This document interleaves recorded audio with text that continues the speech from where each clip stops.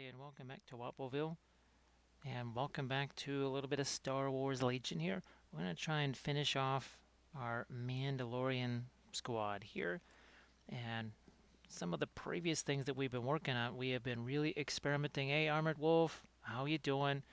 We've been experimenting with the interference paints, especially here, mixing, and even the interference red, color we had not used before, just to see what would happen. And in some ways, it's almost a little bit like a candy effect. If I hit these with a gloss varnish or something like that, I think you would definitely have quite the candy effect. Now this was the red.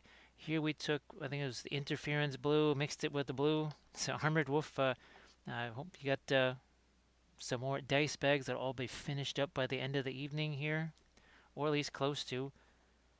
Now we do have another one of these type of bases right here, and we'll show how the bases, we're at least gonna show you some of the materials of the bases. Now this one we wanted to go a little bit different. We wanted to make it more like Mando right here. So a little bit of TMM, Sky Earth, TMM, or True Metallic Metals, using, again, the interference colors. Obviously, interference blue here. We use some of the interference. Actually, we used some of the interference violet, I think, to kind of create a little bit of a gray, mixing it with green as we got pun expected. Pun expected. How are you doing today? Now, this is one that we started working on. We could not get this one finished. Is it dry? It is definitely dry, so we'll be messing around with this one. You'll finally get a chance to see wet oils over dry oils, huh? Mr. Fattest Cat, welcome back. Happy Friday to you. Happy Friday to Pun Expected. Happy Friday to Armored Wolf. All that good stuff. And for those who it's Saturday morning already, happy Saturday morning. As always, look at this. We got makeup sponges. We got craft brushes. We got all the good stuffs, because what are we going to have to do? We're going to have to hit these with a pre-glaze, aren't we? Going to have to hit these with a pre-glaze. Palette over here, pretty much the same as usual. You got your opaques up top, right? Brilliant yellow pale, titanium white here, cadmium yellow light, cadmium yellow deep, Terra Rosa. There's your opaques up there. Kratatoa, how are you doing? And the Twitcher. Boy, Twitcher, how you doing? Nice to see you back. This is the usuals right over here. You got your Van Dyke Brown, Indigo, Umber, Black. Down here you got your Thalo green. On your wild side over here, you actually got some brown matter, Egyptian violet, asphaltum, little gambling silver over here. Now, as we move along here, we're going to add some of these guys. Actually, in fact, I'm going to add some of the iridescent pearl white right now. And for folks that maybe, I'm going to put this over here, weren't part of the conversation, I think it was our last episode, Armored Wolf, did I send you a couple of links to the interference powders? So what I'm going to try and do is get, well, they're sort of like mica flakes. Well, the Twitcher's been 3D printing like a madman. Well, Twitcher, I'm very jealous of that. I thought I was just about to start 3D printing, and then the cold hit and all this other stuff, and the area that I had set aside was like 20 degrees too cold. I have not had a chance to get a grow tent or do any of those kind of things. The space heaters are needed for heating the house as opposed to a printer.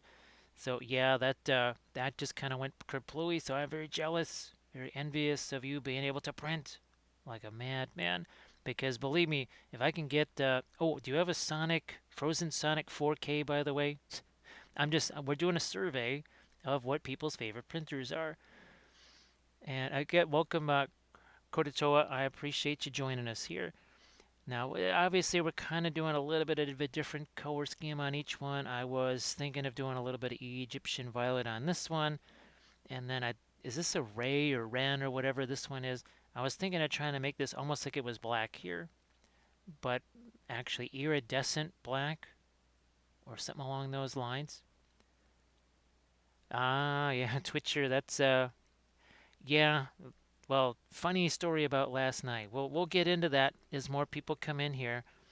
And during our sculpting stream last night, we were sculpting the first of 3 great eagles right here. We have an absolute blast. This is with our epoxy sculpt. And we'll show the Sculpey armatures and some of the other stuff too. But this is what we were one of the things that we were sculpting. Well, this was the thing we were sculpting last night, and we're certainly going to be sculpting more of these. But I'm glad that you're kind of, well, sort of above the fray there. I'm glad that you're above the fray. What I'm going to do now is start to... Oh, thanks, Twitcher. Yeah, I needed to, basically, all of a sudden I needed to have a Misty Mountains army, which meant lots of eagles. And I've painted several of them. I only still have one in my possession. So here's actually one of the other Sculpey armatures that I made. And then we have the tinfoil armature. Yeah, here we go. Look at this. Tinfoil origami. Look at that, huh? Look at tinfoil origami. So that's actually how that bird started out. What we're going to do, we're going to start grabbing some of these here darker colors and just let's have at it. Just have at it. Obviously, we'll be doing a smidge of weathering here and there. Smidge of weathering here and there. And this one, we were thinking of doing the Egyptian violet. What the heck? Egyptian violet on this guy. Why not? You only live once. We have to run a little bit of indigo into some areas here, though. And what I think we're going to do is actually remove some of this, then throw on some of the Egyptian violet. So hopefully other folks, I know all of the folks in, especially in Texas there, you have definitely had a very interesting week. So hopefully it gets way less interesting. Here we thought, well, maybe we get a break, and then we found out there's 4 inches of snow coming Sunday. So that's probably not going to work out quite the way we think it is. I can't really see much difference after primer paint. And now, so that's your kind of regular size build plate, right? Or is it a much larger build plate? Because a whole lot of folks, they have been telling me they're having really good success with that, the Sonic 4K. Now on the Anycubic Mono. Now I know, is it the Saturn that has the really big build plate? For me, as much as I would love to be able to print large figures, well, I have an Elegoo Mars, and that is just, I don't think it's ever been right from the beginning. And it's been horrible on anything bigger than this. Anything larger than this, you're really rolling the dice as far as errors and that sort of stuff going on. Now, I mean, really, in many ways, especially if it's going to be something I can use for Lord of the Rings, it really just has to be infantry sized. But obviously a lot of the very special sculpts that are being offered on a lot of the STL things, well, they're somewhat larger. And this is the largest thing that I have successfully printed so far without errors. That is this guy right here. Let's see, Twitcher just has the original Elegoo Mars. Now, did your did your USB drive get wonky about like two days after you started using it? Because that's what happened here. Let's see, unexpected. I think I'll end up putting up on a 3D printer. Holy smokes, unexpected. Where the heck did you get 50 pinups from? I mean, those aren't those the super rare, hard to find things and stuff? That's pretty incredible. Oh, there were better printers for large. Okay, yeah. I mean, the original purpose that I wanted to have a printer for was to be able to make 72 mil scale stuff for some of my painting videos, because those are obviously a much rarer thing to find, especially since they all come from Europe and they're expensive and all that other kind of stuff. And that was one of the main reasons I was hoping to be able to do the printing stuff. I've been kind of disappointed that that's pretty much not going to be the case.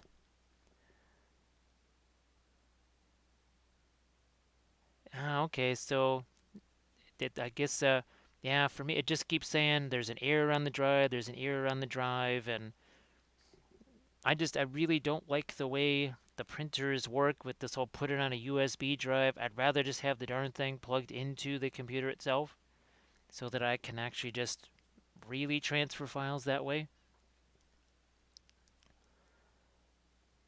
Quite a few failures with the unsupported minis. Yeah, that's the thing too, is I have zero time for working on supports, and that what happens is all these different companies, obviously they do all the supports very differently. They do the rotations differently. Everybody does something different, and the next thing you know, the settings that work for one don't work for anything else. And the only way to find that out is to just, well, have one error after another, unfortunately. Let's see, my printers are medium sized, but you consume and use a lot of minis. The new printers have Wi-Fi. Wow, now that sounds like something fun right there. All right, now, as we know, ivory black, Zippo staining properties, right? So we're gonna fortify that with a little bit of indigo blue. I know you can't see any color difference here, neither can I. When we wipe this off though, you're gonna see a color difference. By the way, the primer is just brushed on Badger Res primer. If Stila is in here at some point, I'll have to tell her, it's like, yeah, I brushed on this primer too. Every single miniature of this unit, the primer was brushed on. In one coat, no problem, no issues. So that would be interesting. Hopefully maybe the Sonic Mini 4 has Wi-Fi instead of that stupid USB drive. I didn't think I was going to hate that quite as much as I did, but I just loathe that very much. All right, we almost got Ren here covered up. So what we're going to do is then go back to the other one. I'll go back to the other one. I'm going to let this stuff sit here as long as we can. Now, again, we used to do this way more, with a lot more thinner in it. Now, I really don't thin it much at all. And a couple of benefits. You do have less spatter radius. That's always good. But you do get a little bit more adhesion when you do the wiping away of stuff. And we're going to do that in a second here. Again, just making sure that's completely covered. So we're going to go back to him. We'll wipe this up, and then we'll try and go back in with some Egyptian violet. And I think you can see already what that is doing. You can see it makes a big difference. This is more than zenithal or anything crazy like that. This is a shading with a purpose right here. You say, well, why didn't you just do that with the primer? Well, first of all, I don't have any more dark primer. That all got used up a long time ago. Second of all, again, I just brushed this on. This is just me brushing on some primer here, just minutes before the stream started. And now you can see a big difference, right? But the thing is, we can use this color. The next colors that we put on there are going to mix with this. That's the key thing. This is why the pre-glaze, we want to make decisions about what colors we're throwing on there, because the colors aren't just going to make this darker. They're going to help shade the next layers of paint, because it's all going to be wet into wet.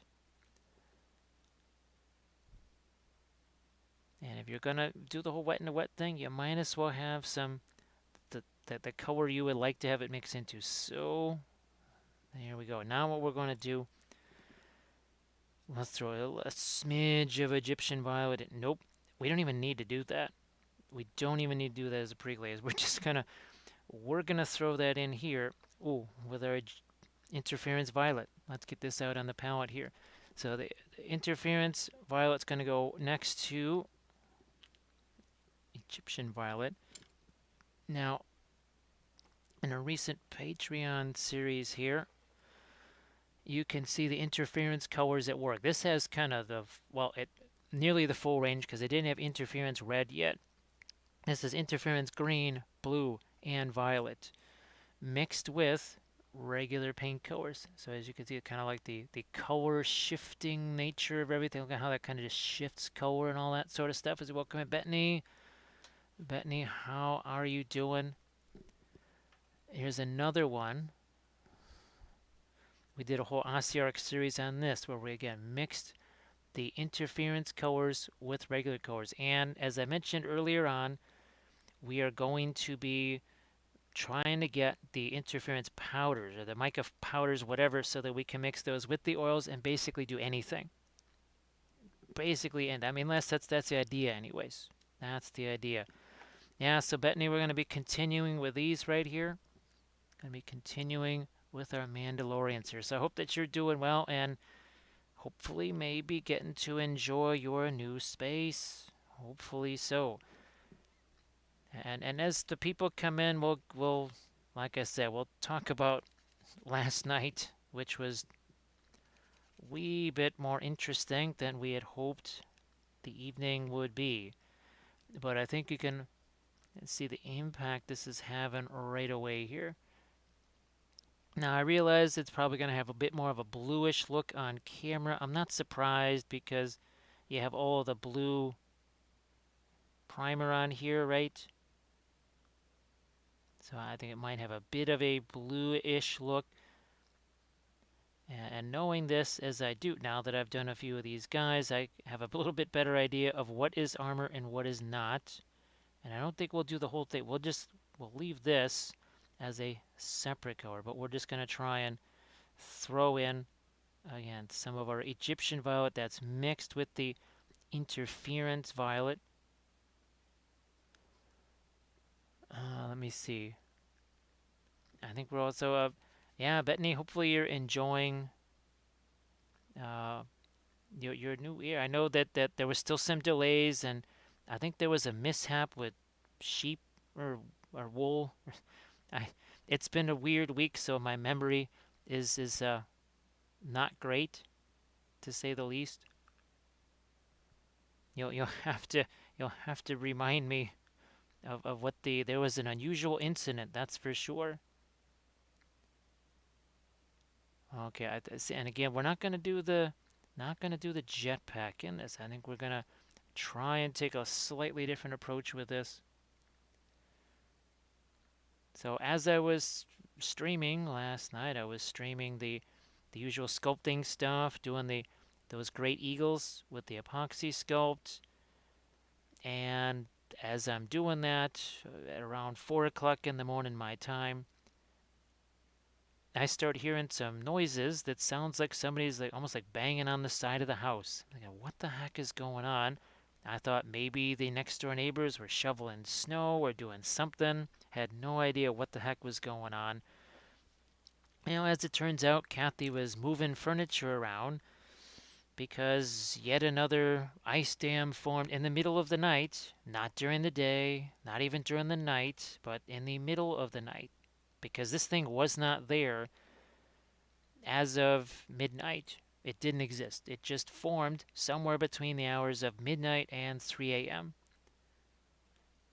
which meant that I ended the stream at about, I don't know, 4:30 or something like that, and then I just stayed up, didn't sleep, and at 6:35 or something like that, when the sun rose, I started getting out the ladder and getting all the stuff, getting out the hammer, and did another one of my alpine adventures.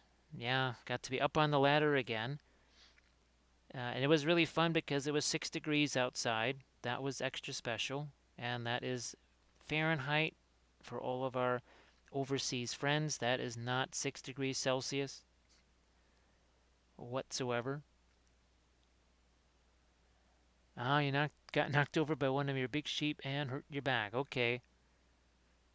So an ice dam. Unfortunately, I don't have the pic. Well, I could probably show you some of the pictures that Kathy sent me, but this is me up on the roof. So you see that giant block of ice there? That's a 3-foot wide broom on top of the roof.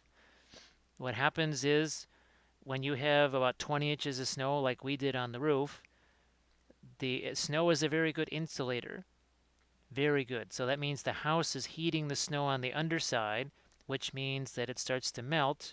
It goes to the gutters where it meets that frigid air and it freezes there, which means now the water has nowhere to go except inside your house. And that claw hammer there, those are roof shingles that are underneath that claw hammer. That particular block of ice was about 11 inches thick. That's the one that I could see. That basically formed overnight when we had a massive snowstorm. Now I'm going to see if I can bring up the pictures that Kathy took this morning when I was going around trying to knock stuff off the roof here. So let me see if I can find some of these for you here. And this way you can get a little bit of an idea of what ice dams look like. Well, no, it's going to have to be a video here. Let's see. Yeah, here, let's, we can, here, it's story time with Kathy. Oops, not that. There you go. Here, let's hold it this way. Now you can see all that snow up on the roof right there. Look at all those icicles. See all those icicles hanging off of the roof right there? That's where the ice jams are forming. There's nowhere for that snow to go. And wait till you see this next one here. It gets really fun here. Look at all that. Look at all those icicles hanging off of the roof right there. See that? That is, here, let me just turn this thing off here. So that is, there, movie time, folks. Now you see what ice dams look like.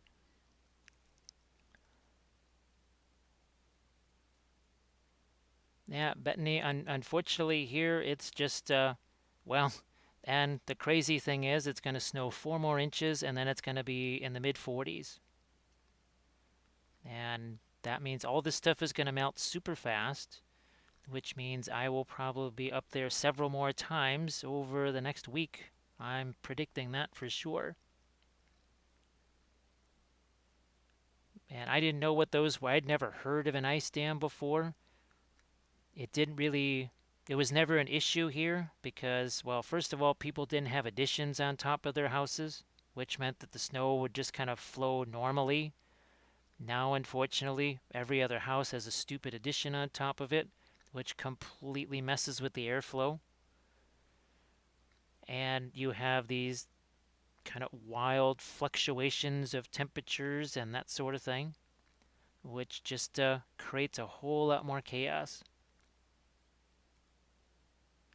The first time I heard of those was actually in Minnesota. We were visiting Kathy's mom and dad, and every man, woman, and child in the entire state of Minnesota was talking about one thing and one thing only, and that was ice dams. And I saw icicles there, multiple icicles on the same house that were the size of full-grown trees. And by full-grown trees, I'm talking about like giant redwoods. We're not talking about tiny little oaks or maples or something like that. We're talking about icicles that were 40, 50 feet long, 4 feet wide, just these monstrous things.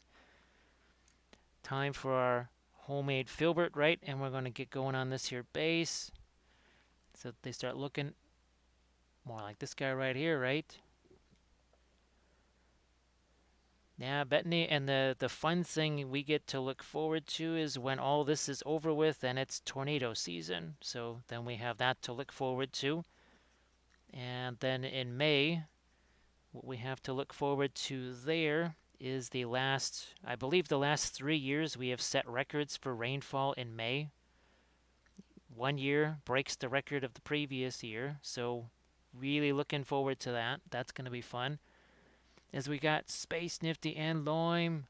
Loim, it's too bad you didn't get to hang out last night because the Eagles are coming. The Eagles are coming. The Eagles are coming. So yes, we're sculpting ourselves an army of eagles right here, which should be very fun. So, Loin, speaking of snow, did you get mashed with the that 5 to 10 inches you were talking about? Because I know you had a whole bunch of snow that was supposed to be headed your way. Actually, I'm kind of hoping that didn't show up. Hoping that didn't show up for you. Valfera, you just missed the movie time. Yeah. So if I'm not making too much sense, it's because I basically got an hour and a half of sleep last night, maybe. Because as I was streaming last night, another ice dam formed in a whole other part of the house where one had never formed before. and I got to stay up all night and then go up on the roof again at about 6:35. It was actually more like 7 this morning because we had to sort of wait for daylight. I'm glad that you didn't get too much more there, Loim. That would have been, I'm sure that would have been a major hassle. Well, I'm sure what you got was not exactly a fun ride, but hopefully not quite too much of a catastrophe. So Valfera, yeah, we actually played a little movie where Kathy walked around the neighborhood and shot some video of what ice dams look like.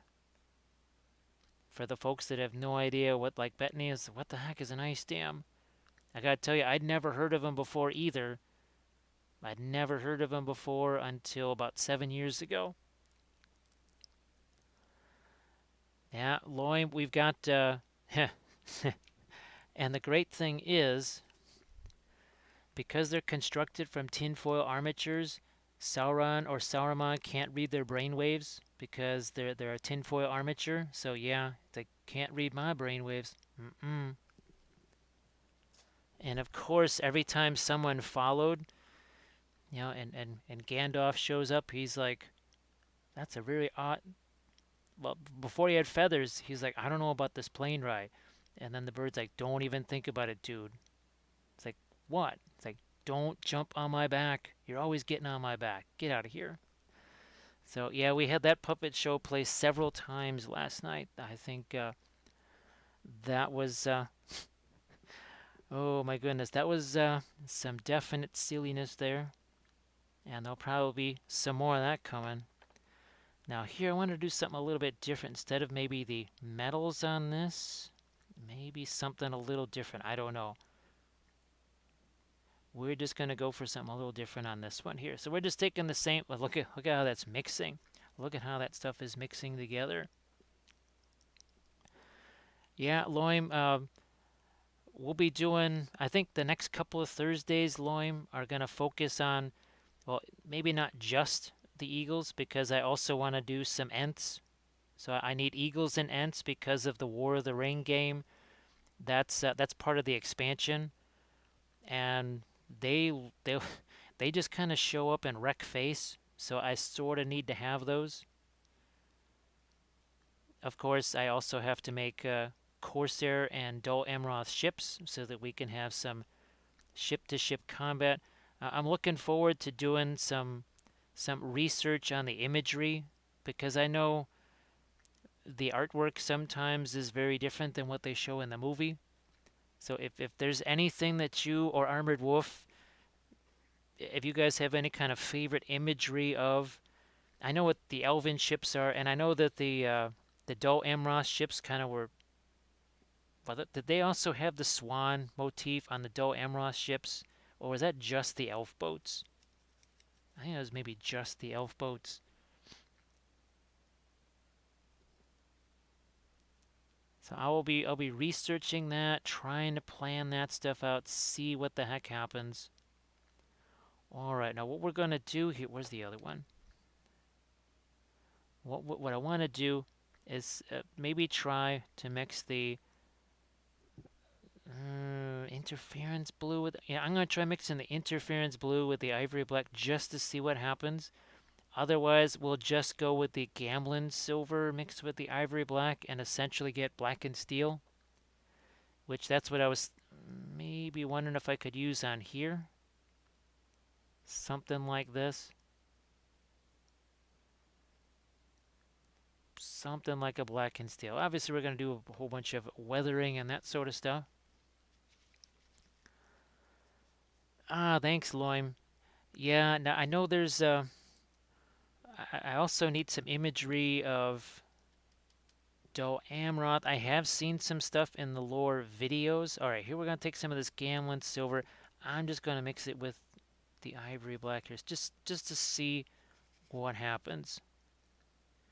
Interesting. The Gamlin silver really really hits that pretty hard. So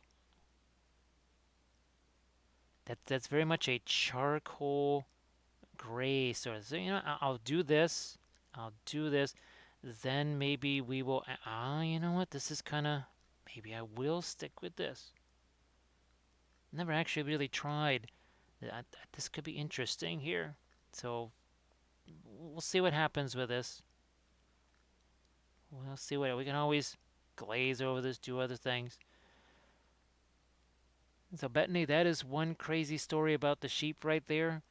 But actually, just given what happens to everybody else that we know, that just kind of sounds like a normal day now. That's like everybody's normal day. Getting run over by one of your own sheep. I mean, it's like, yeah, that should happen. To me, I think the normal stuff is what's unusual, and the unusual is now what is normal. Now, with the Lord of the Rings movies, I thought they kind of went heavy on some of the Alan Lee imagery, right? I thought they did. Yeah, let's show you what we're using for the palette. This is actually the same parchment paper that I use in the wet palette when I have one, but underneath that is literally just a piece of cardboard. Where's my glue stick here? So we take a glue stick, like so, glue it to here, and when we're done with it, then all I gotta do is just peel this away. It does take away, it takes away a little bit of the excess oil. There's really not a whole bunch of excess oil here. When I really think about it, there's just not that much excess. Kind of thought there was, but I'm looking at it now that, yeah, there's not much excess. What do we want to do? Do we want to make this darker, or I don't know. I wanted to have that whole shadowy kind of imagery here. So what I'm going to do, I'm going to see if I can do some glazy things here. Not with the ivory black though. Not with the ivory black. We are going to take Van Dyke brown. We're going to take the indigo. We're going to mix them together. We're going to make a nice bluish black glaze here. Something nice and dark and juicy, and go bam. Really just darken the heck out of this. Whoops. Didn't need the Egyptian violet in there, but we just got some. Yay. Okay, whatever. Who the heck cares? Nobody's watching. It doesn't matter. Nobody saw that. You guys didn't see that. Maybe you did. It doesn't matter. It's really...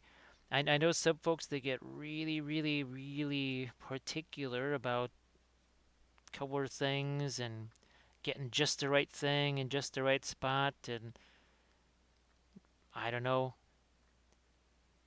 I guess it's sort of like the guys that are working on skyscrapers that are just basically walking around with their eyes closed going, yeah, whatever. And someone like us would be absolutely just clinging to the ropes for dear life and convinced that we were about to get splattered. Wow. The guy who's used to it just be like, what? What's the matter with you? What's your problem? This is going to be interesting. This is like a warm black right here. And guess what I have? I still have the iridescent pearl white over here. So that's fun. Oh, Bethany, have you ever heard of the, well, some call them mica powders, but they're basically interference powders, and apparently they also get used in a few other industries, but I saw them all over the place today when I did some research on them. And then the craft industry, you got your makeup artists using those things. I did not realize just how prominent those things were. So that was a surprise. And well, if and when we can get some PayPal funds in here, I will try and secure some of those, because it could potentially create many more types of interference colors. Well, basically anything could be an interference color. You could have interference gold, yellow, whatever you want. Orange. It could just kind of create a limitless number of possibilities. Valfera, I forget who it was in the on Wednesday. I forget who the heck it was. I'm sorry if I Sorry if I forgot. But they were already mixing them with the oils, and they were having great success with them. So I was going to get a set of those. If they don't work very well, I think they average somewhere around 25, 20, somewhere between 25 to $30. If they don't work at all, well, okay, that's not great, but it's something that I know, and maybe there's something else I can do to make them work. Now, you say, oh, okay, where the heck is the contrast going to come from here? Well, first, well, let's noir this thing up. Well, actually, you still do have some. However, let's grab this guy over here. And you can see it's not like there's a ton more even in this one that's done over here. What we're going to do is we're going to go back to our color intensity here. Check this out. Whoops, a little too much color intensity there. It's all of the warm rusting effects. That's where we're going to get the contrast here, is that warm stuff there. Oh, John, how? See, Loim, was it How or was it Lee that did the movie stuff? And I think there was sort of there were folks that got angry. One versus the other got the movie imagery stuff, I think. Again, that's 20 years ago, so I can't remember what happened 20 minutes ago. Actually, I can't remember what happened 2 minutes ago. Oh, they have him on Blick. Right. Okay, so pun expected. All right, pun expected. That's the ones that I saw. Azteca was one of them, which doesn't surprise me because Azteca makes a lot of like airbrush stuff for T-shirts and all that. So I wasn't necessarily surprised by that. We ever asked Fulton, do I want to? Yeah, I'm going to try and make this just a smidge lighter in a couple places here. So just bear with me. That's not really. I thought we had that brush all cleaned out. Maybe not. I just want to get one of my microfilberts all cleaned out here. So Velfera has been using Pearl-X. Single bottle, $5 to $7. Yeah, Velfera, that seems about right because that $25 set was 5 or 6 bottles. So it's pretty much in your price range there. But oh gosh, can I even reach these things? Yeah. So remember when we took these pure metal pigments and we mixed them with oils and it actually did work? It actually did work. That's what I'm thinking we could maybe do with those interference pigments there. So Velfera has been using Pearl-X. You know what, Velfera, I might have seen. That might have been one of the ones that flew by in my search. Boy, you know what? I think it was. Now look at this. Look at how that could, but you can see there's already some darker color getting in there. So I gotta go back over here. Go back over here. Get some more of this. Get some more. And I think, yeah, you can see it. The reason this is covering, see how that's mixing? It's also a very light brush stroke, right? Not a lot of paint. Light brush stroke. Cannot emphasize that enough. Yeah, Velfera, that was one of the Patreon videos from, was it? I think it was maybe 2 months ago. Yeah, I think that was a couple of months ago I did that particular video. I did them on a bunch of Grey Knights, old style Grey Knights at that. I mean, it just was, to me, I kind of like the stuff that we're using way more than that. I don't like to start with that gold. You know me. I like to do more of a TMM thing. Oh, now, blending brush. Look what's going to happen here. Let me see. Uh-oh, pun expected. Pun expected. You weren't supposed to go searching for garage kits. You weren't supposed to do that.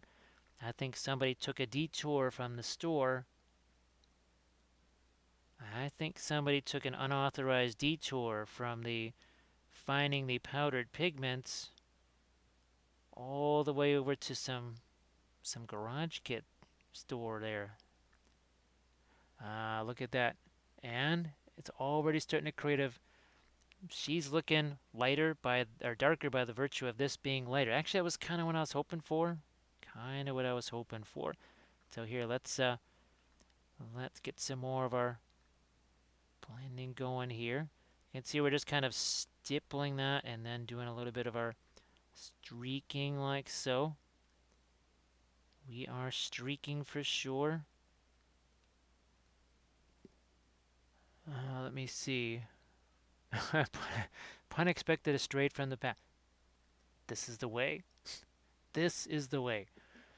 Oh my goodness. So there we go. So Dragon Ball Android Vegeta Mega version. And Valfera just tries to stay away from kits. Alright. Considering going light. No, we can go lighter after we do a smidge of our weathering. And that is going to take place very much as it has before. Mostly the asphaltum right now. Even a smidge of the, I almost said brown matter. It is sitting over here, by the way. You might even use some of the brown matter to certain, but the asphaltum has made really nice weathering effects here. And I mean some pretty nice weathering effects. Now you notice we're not really, this is not any kind of glaze like you would have in a traditional sense, right? So we're just kind of positioning the paint here, not doing a whole lot with it. We're not moving it around just yet. Not gonna mess with that just yet here. Oh, yeah. Oh, geez, I must have went right into a big old pile of the the asphaltum. I don't know. I might just rename it Draxphaltum permanently because running into a big pile of asphaltum, just that's one of those out of context moments right there for Twitch. So I don't know. We might just have to change that anyways. I will continue to add my dark up here. Now we don't want to wipe out all of the lighter stuff that we did here. That's not the goal. It's not the goal at all. And remember, all of this is over wet paint. Now we could take those makeup sponges, right? We could wipe all this stuff off, which sort of, well, advantage oils, as far as I'm concerned, that you can just kind of go back and wipe all the stuff away if you need to. Now remember that blending brush that was just sitting right over here? Let's see what kind of fun stuff is going to happen here. Let's see what fun things we can do with this. And we're just going to peel. Look at that, huh? Yeah. That ain't horrible, is it? Look at how insanely difficult this is. I mean, look at this. How is this even? How can any human do this? Oh, wow, look, it's so difficult. It is so darn easy. It is unbelievably easy here. Look at this. Oh, I still can't understand why folks still do the whole thing where they do like one tiny little layer, then they wait for it to dry, then they gloss varnish it, and then they do it again. It's like, why the heck are you gloss varnishing that? Talk about the stuff never wanting to stick. Gee whiz. It makes just zero sense. All I can imagine is that someone did it years and years ago, and they're adhering to that same thing just because somebody did it years and years ago. Pun expected. It's like they're using oil paints the way people would use a microchip to scrape bathroom tile grout or something. It's weird what they are doing with it. The incredible inefficiency that is built into the way they are using it is just mind-boggling. Oh, look at this nice spidering that's actually happening there. That spidering effect. Now, of course, this all would have been easier if the figure was not on the base itself, but needs are as needs must, and the figure is on the base. Look at that, huh? Isn't this just nice and easy? Look at that. I don't know. There's an entire industry, when we've talked about this before, haven't we? There's basically an entire industry based on making things 10 times harder than they need to be. And I don't know if that's an industry that's based on trying to sell you stuff, where they make things seem so impossibly difficult just to convince you that maybe you need something or whatever. I don't know. But unexpected, it's really weird, right? I don't understand. And what's funny is, remember in the early days, people are like, "Whoa, that's not going to stick. Those are going to wipe off the miniature." I said, "Well, yeah, if you gloss coat them 10 times between layers, it's like you're painting on 10 sheets of glass. What's up with that?" Hello, the 1990s called. They want their comedy line back. Yes, I just did that. What I also just did is got some more of my dark up here. Guess what we're doing? Where'd you go? Where are you hiding? You're over here. You must have dark to show light, and we're going to have lighter rust. But to do that, we need a darker rust first, and that's the kind of stuff that we're working in here, right? So, again, take a little look-see here at these two compared. Boy, I'm telling you, man, if the interference powders mixed with the oils do anything like this right here, we're talking game change. And in fact, maybe if I can get those, I might try them first on the Galadrim Elves. Yeah, we could try them in an army painting series on Galadrim Elves. Because, elves, either that or we'll just do them here, or both. Well, I only have so many of the Galadrim Elves, so might just happen here.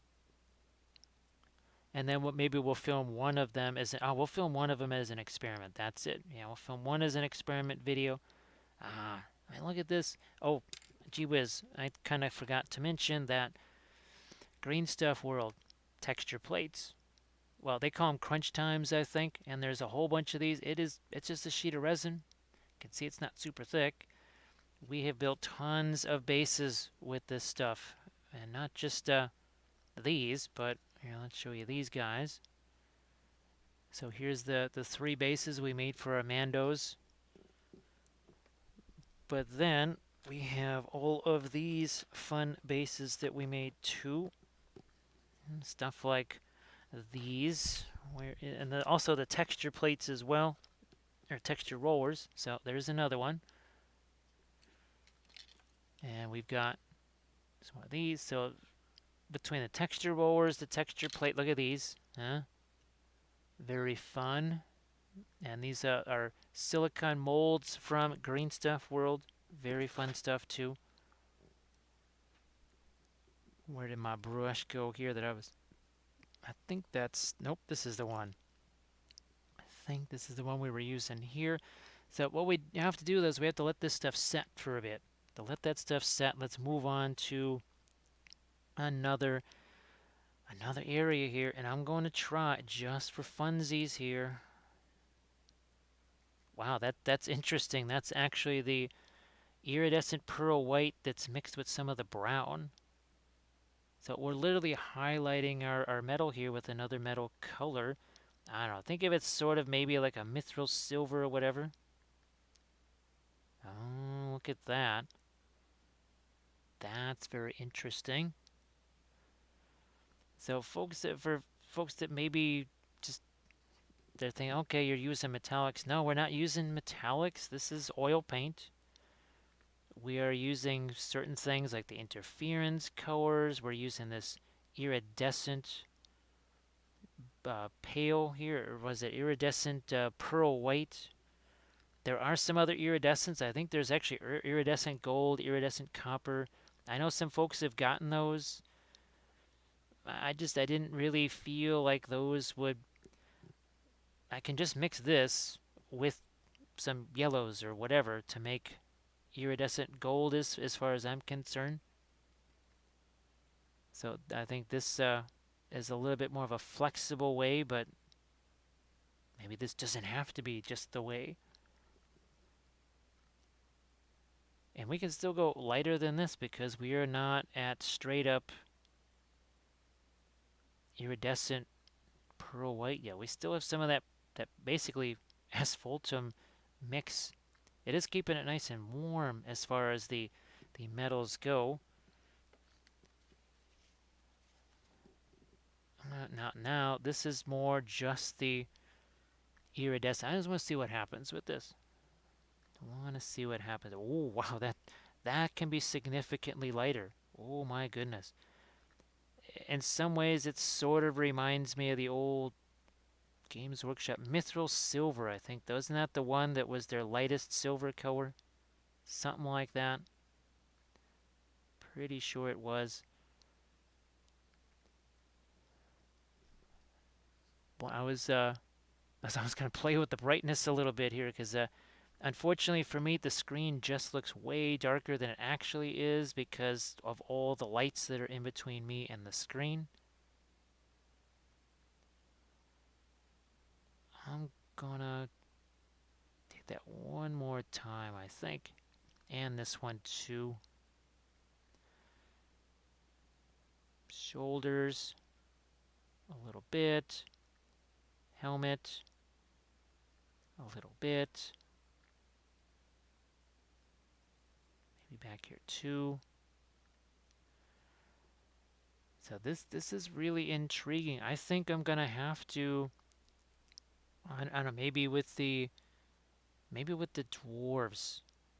Maybe with the dwarves we try and do some of the same sort of stuff on the dwarves too and do a kind of a TMM thing like this. That could potentially be interesting.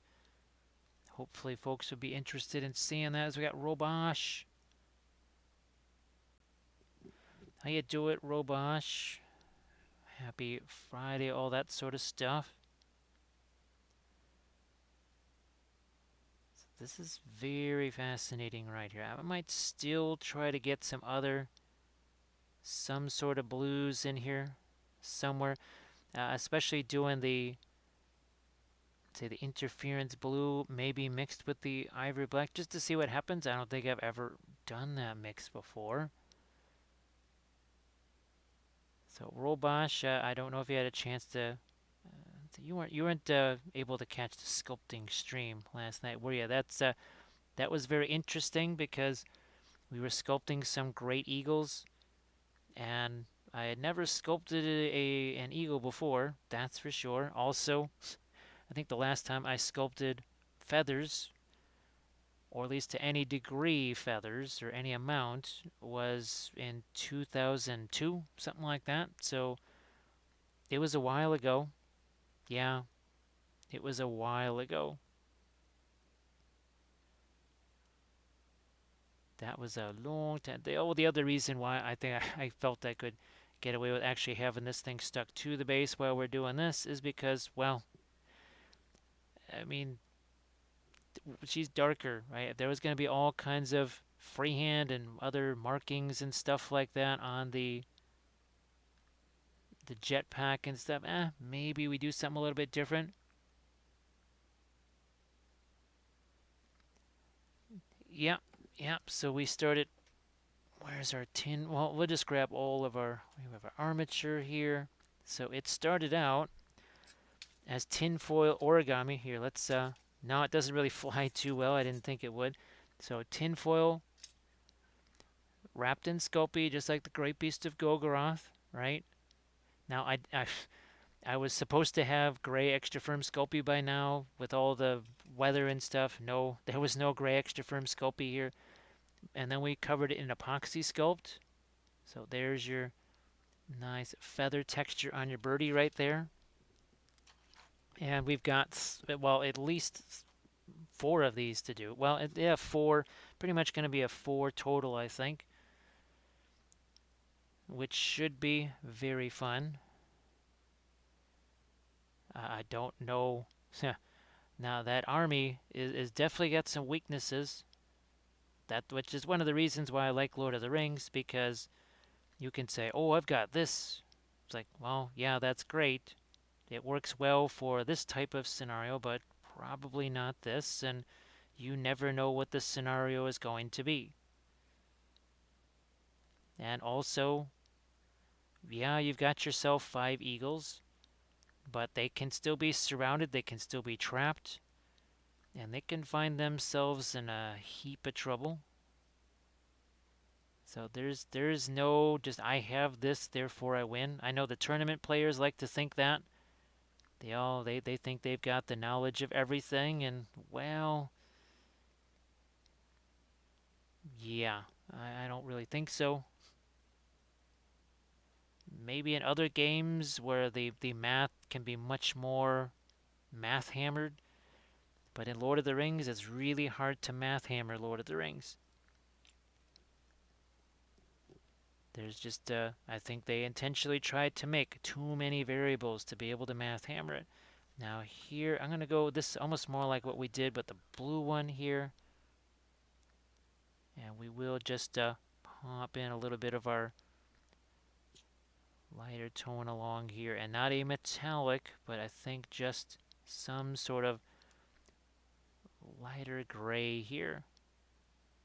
Something like that.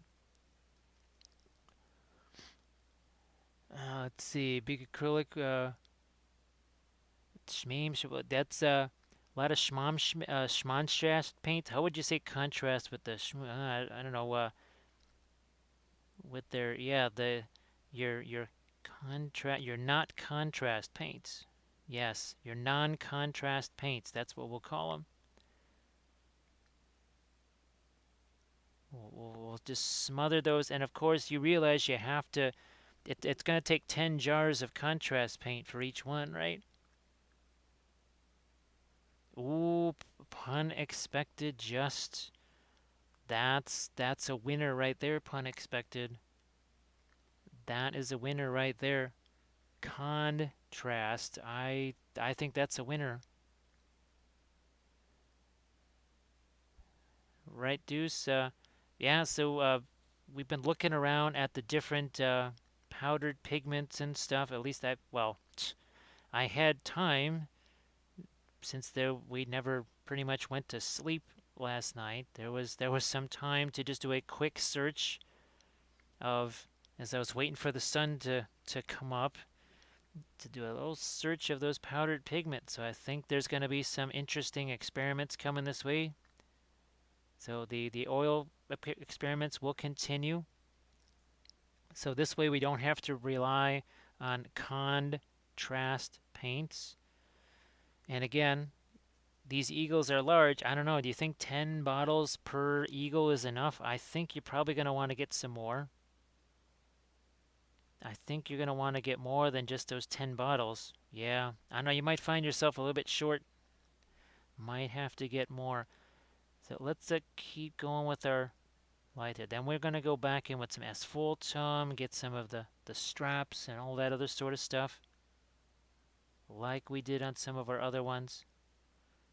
So what we're doing here, very similar to, where's our blue one here? There it is. So this is sort of like this. Sort of like this one right here.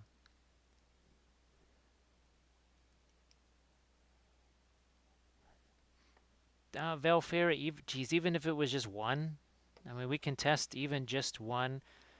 They all seem to come in the sets and everything else. I figured I would just get there was a set of 5. It could be a more complete sort of a test, I suppose. But even one, just to see if they actually mix or not. Even to see if because it's very possible that maybe they don't mix. Maybe they're not as compatible as what we're thinking they are. Who knows how it affects the drying time, right? Does it make them dry super fast?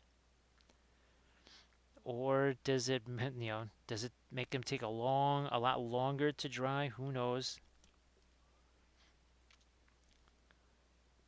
Let's see, they're going to have my minis rusted, dusted, and based for a lifetime. $8 for darn near a pound of pigment. That's the way to go.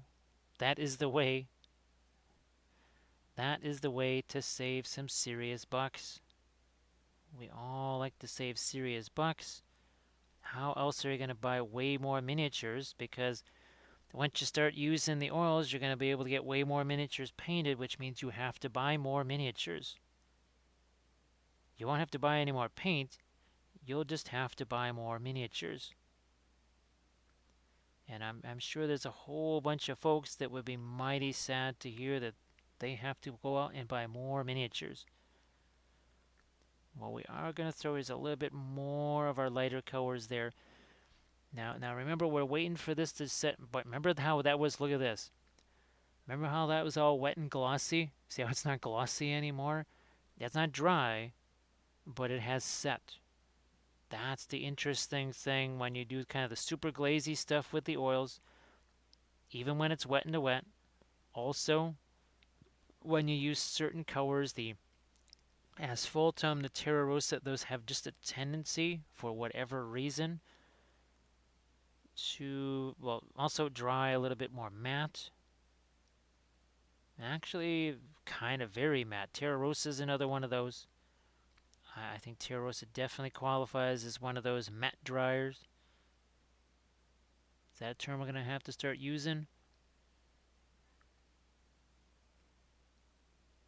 Valfera, just shoot me a message on Instagram there, and then I can send you the address here. It's definitely not a P.O. box. It's just a regular house address there. But I'll shoot you that in Instagram. Or it could just be a Facebook Messenger thing too.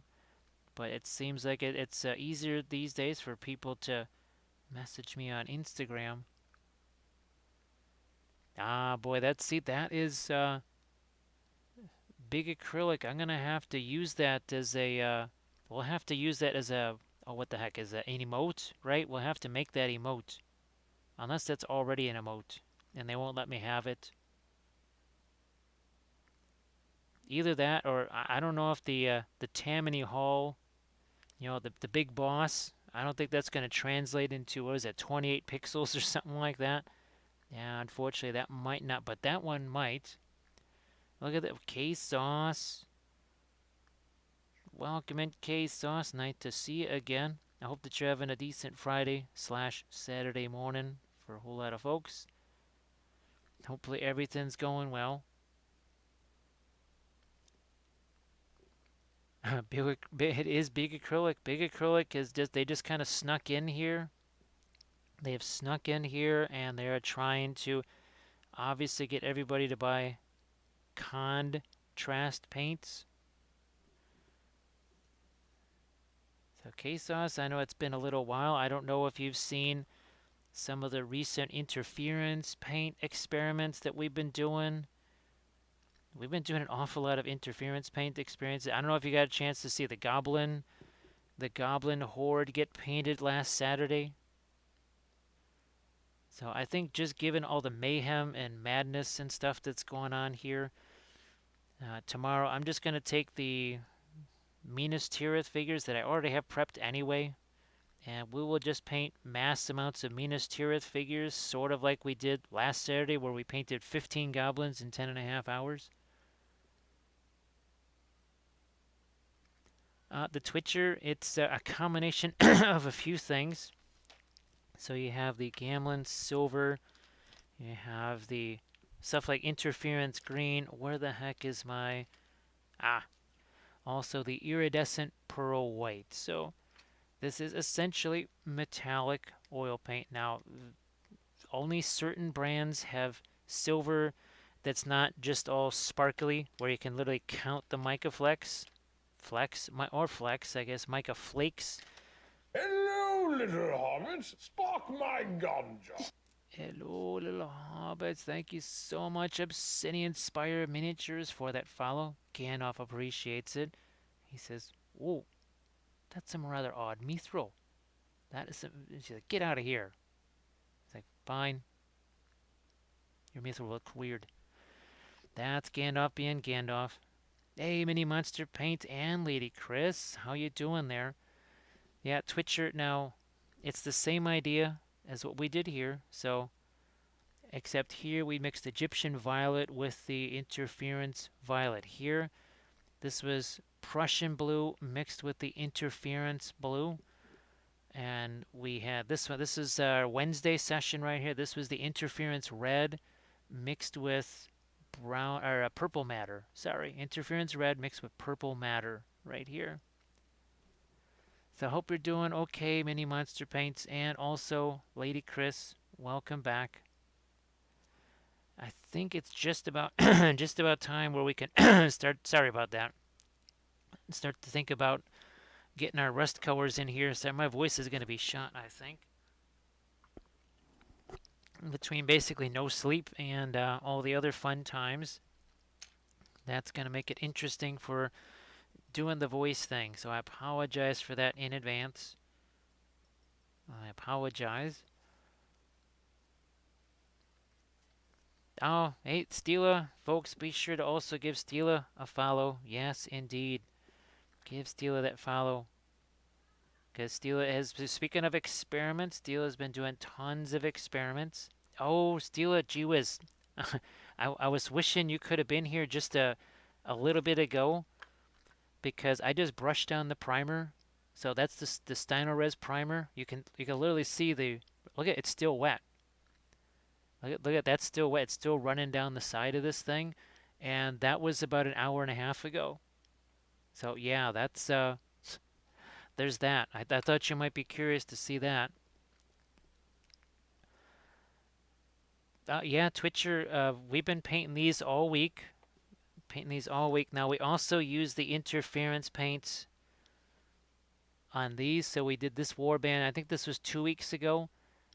We used all kinds of, see, on the blades, anything that was supposed to be sort of armor or metal, we used all kinds of, like on the mask here, that was the interference green mixed with phthalo green right there.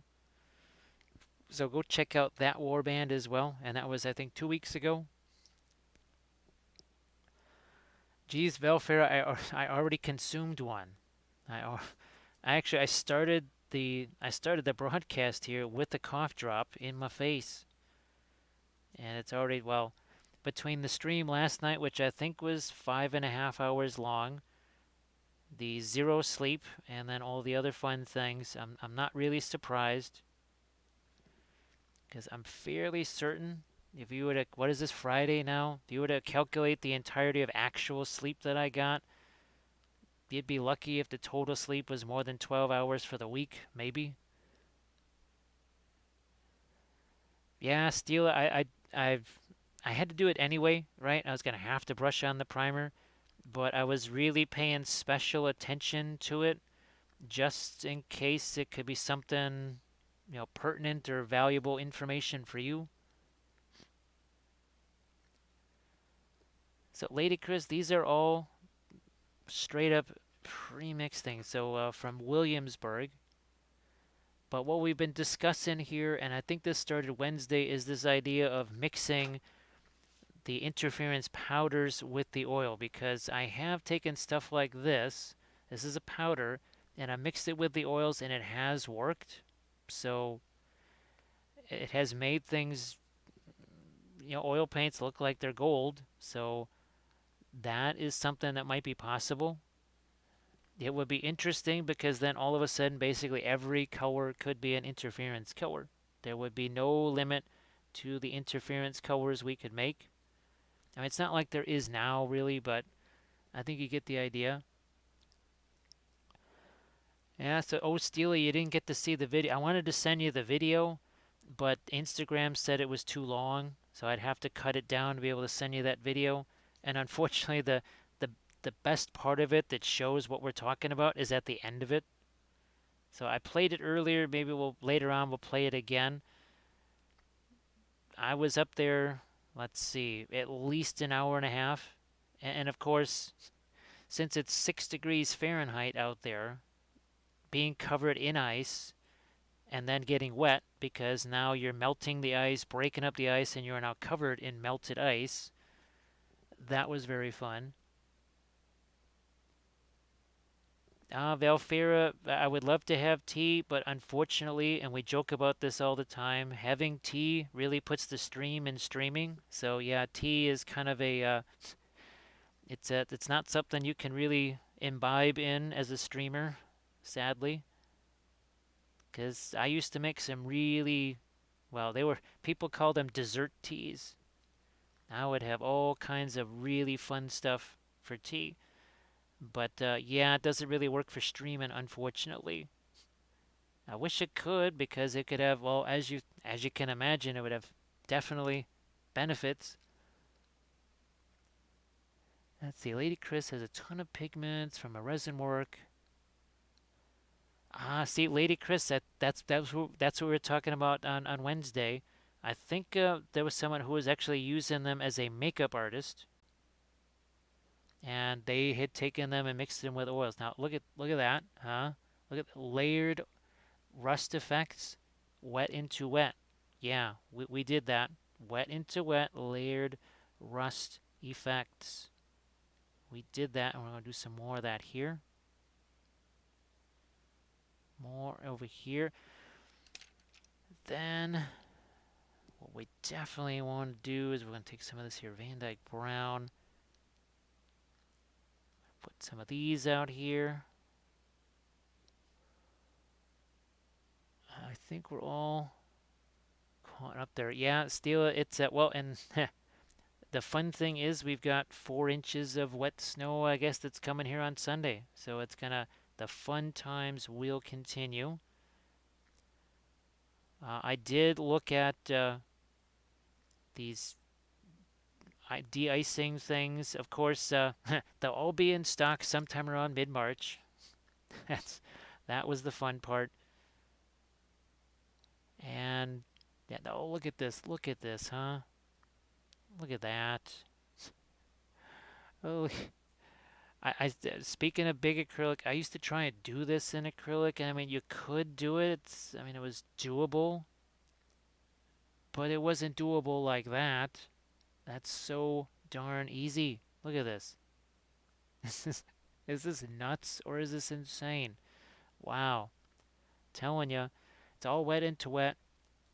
No need to press the difficult button and do all this kind of stuff. No siree. Yeah, Valfera, just ask Kathy what some of the teas were. I would take 3 different flavors of tea, combine those together. I was melting pieces of chocolate and throwing them in there. It had whipped cream over the top of it. People are like, that's not tea. Twitcher, it's not so much now, especially now that we've been doing this. How long on Twitch? 10 months or so. But the Twitcher, that if somebody can if Brig Acrylic can make an appearance again with their emote there. The reason we have we talk about big acrylic is because there were literally people that just were spreading all of these, well, let's just say stretching of the truth, as in like complete untruths, because, well, some folks have vested interests in certain things. It's a small industry, so there's that. But there was definitely a lot of, I was very surprised at the kind of hate that was coming that way, and that's why the big acrylic thing was created, because they said it must be big acrylic.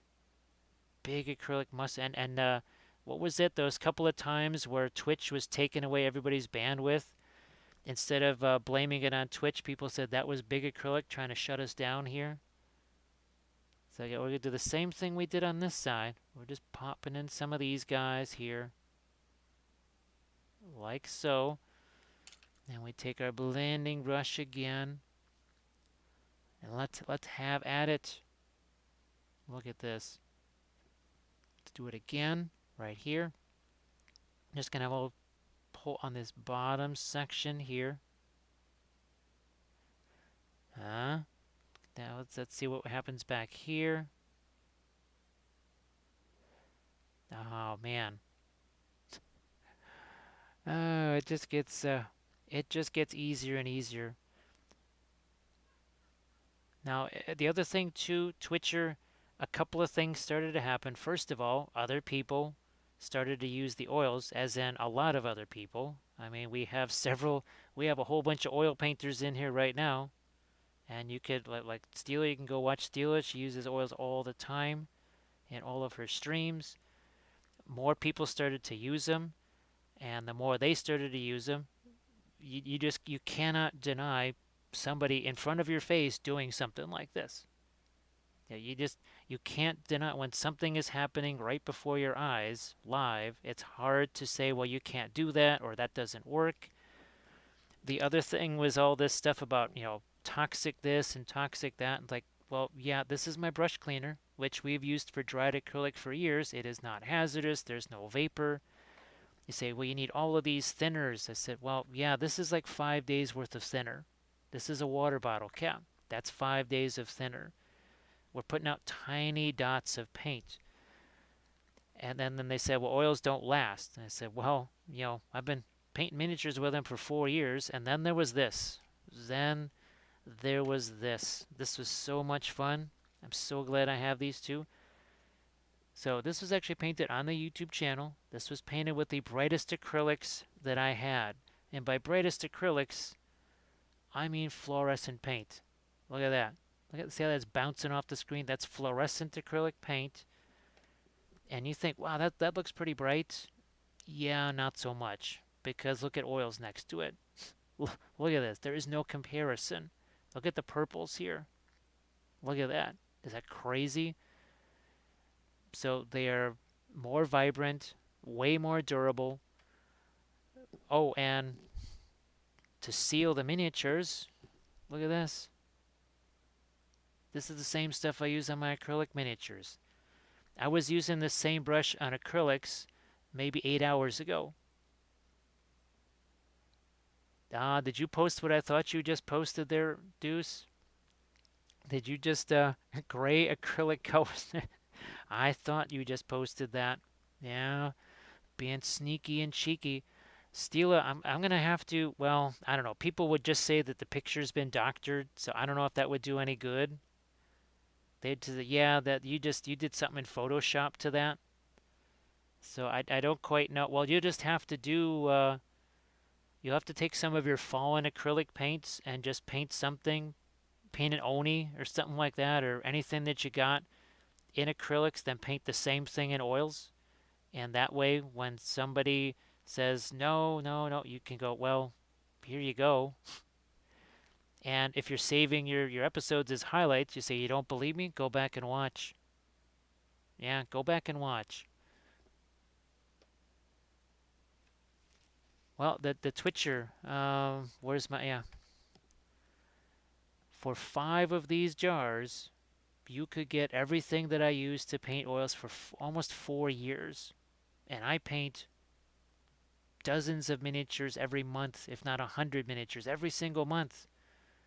5 of these or 4 years of oil paints. And that's just not the paints. That's the brushes. That's the sponges. That's the cleaner. That's the odorless paint. That's all of it. That is all of it for the price of 5 contrast paints. So Twitcher, like you said, it is just infinitely more cost effective. And people have been using oil paints on miniatures since the creation of miniatures. Acrylic paints did not exist back then, so yeah. And look at this.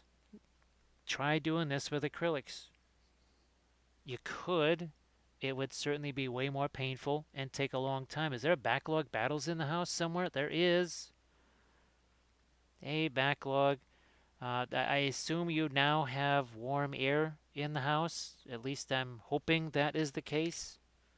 Because I think the last time we talked, that was still something that had to happen yet.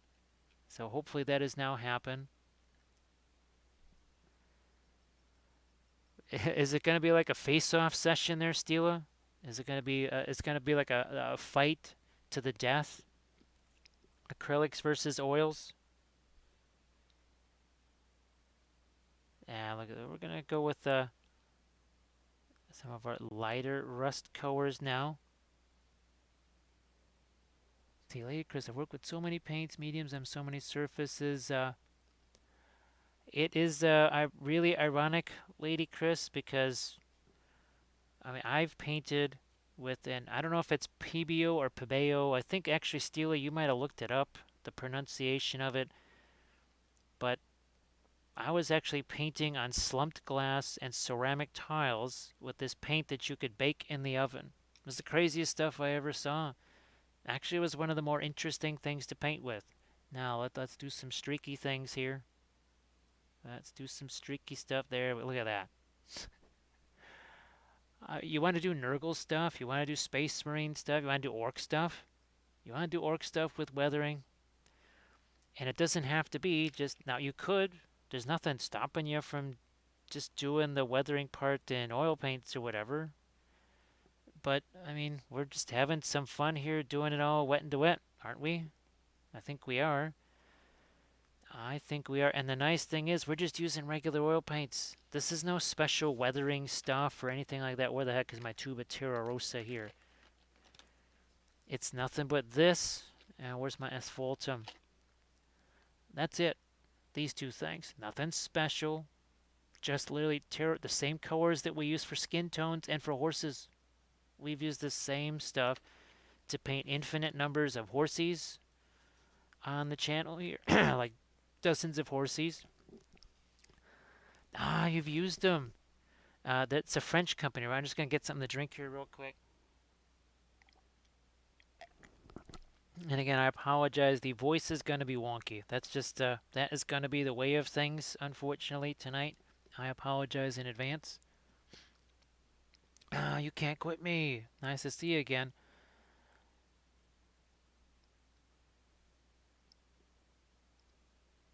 Now, look, you can't quit me. The problem that we had with them is that the way they preached for people to use them, it was as if they were making you use them faster. Because they would basically say, here, just slop all this stuff on there.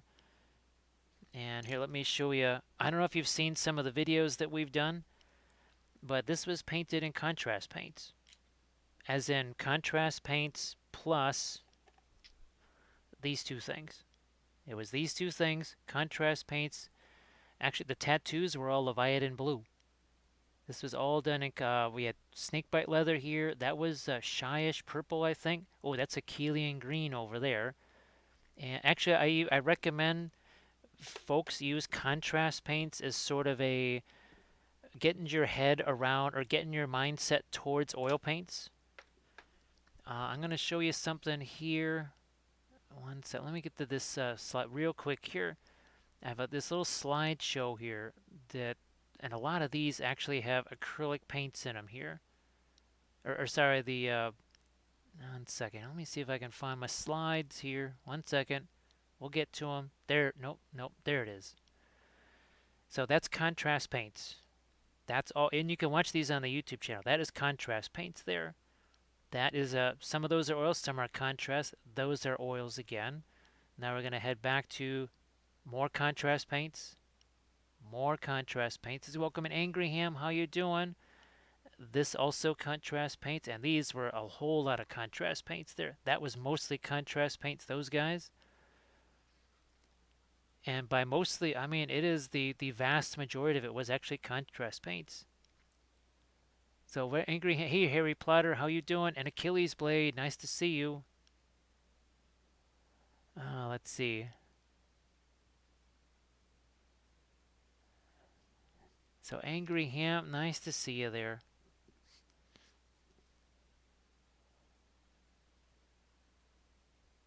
Yeah, you can't quit me. It's just, unfortunately, again, the way they advocated using them, people were having weird results with them too. You know, and they were just noticing that, wait a minute, why all of a sudden is my 8-hour jar gone so fast? It just, I wish they could have just said, look, you can use these, and it's not radically different from what they tell you to do, but oh my goodness. Obviously when GW says you should do this, people are just going to adhere to that. It's just kind of unfortunate. And you can't quit me. They can use I'm not saying they shouldn't use the contrast paints. We're just kind of talking about the people that were really saying you should never use oil paints and that kind of stuff. That's kind of where the conversation started from, because there was a whole lot, and you thought it was weird on Twitch. Boy, on Facebook and my Facebook lives and other and on the YouTube and stuff like that, there was a whole bunch of people that just seemed to have a very vested interest in saying you can't do this and you can't do that. It was really weird. No backlog. These are bases that I made. The figures, they just, I don't know if I have one here that's not based yet. Let me see. So this is what we used. We used our crunch times texture plates here. I don't know if you got to see these at all. Let's see, where's there? Oh, here's some of our bases here. So here's some more that we made using those same texture plates right here. I'm glad you were able to get that thing finished there, Harry Plotter. Glad you were able to get that done.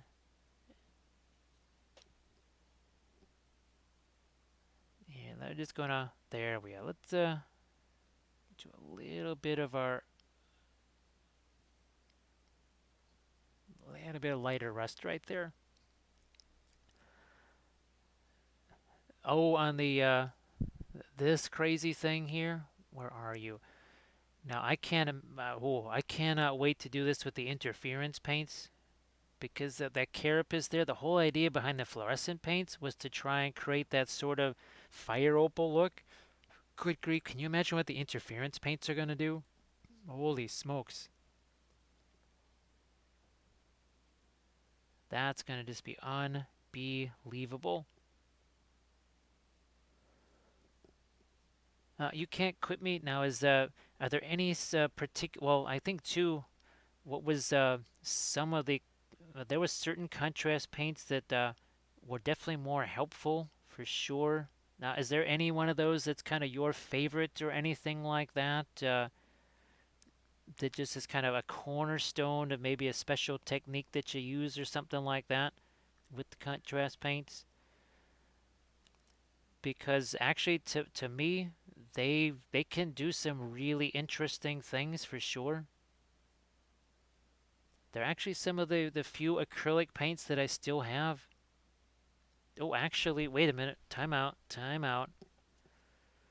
I was actually using them on this thing earlier this morning. Yeah, I was using the contrast paints on this, and I was using them, kind of as a glaze too, right? Using them in I guess a more, what would you say, a traditional way here. So yeah, that was actually a bunch of contrast paints on this thing, because it had to be painted in acrylics. All right, Steel, I'll catch you later.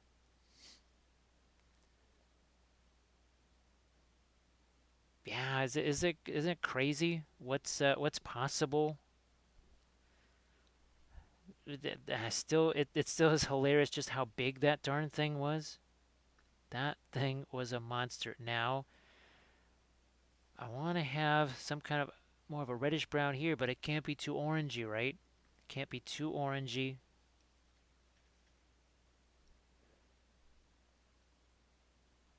There we go. Also, I did want these to be somewhat lighter than maybe some of the other pouches. Just again to maybe make the armor look a little bit darker, because you can only make things so dark before you just got no shadows or lights or anything like that. Pun expected. No, I haven't. I think a few folks, they've talked about the lemon yellow for. They've tried it and used it. I think they were trying to use it maybe as a brilliant yellow pale. There's one, oh, Indian yellow. That's one that I'm, well, again, when some money comes in, I'll actually be able to get it. But yeah, until the PayPal funds arrive, we'll just wait on that. There's some other things like those interference pigments and stuff like that. Once we can get ourselves that stuff in, we'll try and snag those. Also, too, even if I had ordered them, I'm not sure they would have arrived just with all the snow and the craziness that's going on. Yeah, pun expected. I think people wanted to see what was possible with the Indian yellow because a lot of them bought that thinking it might have been something else.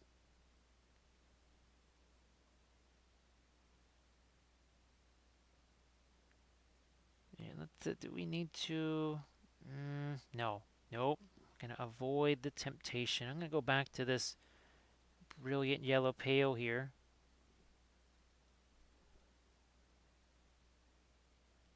Yeah, now. Well, we did that experiment with the MIG ammo paints.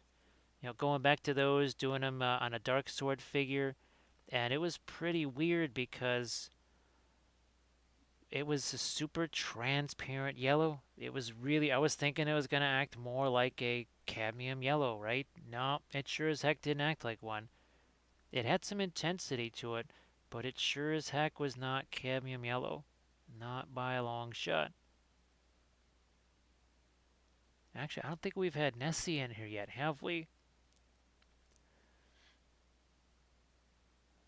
Use it for stains, but lemon yellow is brighter. That was that was one that I had definitely thought about. I think there was a part of me that just kept thinking that cadmium yellow light and a little bit of the either brilliant yellow pale or titanium white was going to do something super similar. And I think after a while, well, there was other reasons why I kind of stopped getting more of the same colors or something like that. Oh, you can't quit me. It's here. Let me get the actual container here. I think it is just brilliant yellow pale, but there's only one way to know. Yes, it is brilliant yellow pale, and it's so weird. Let's see. So it has your pigment white 6. Yeah. Oh, hey, unexpected for the folks there. Pigment yellow 175 and pigment yellow 74. So you can look in and see if maybe either of those has any Indian yellow to it or something like that.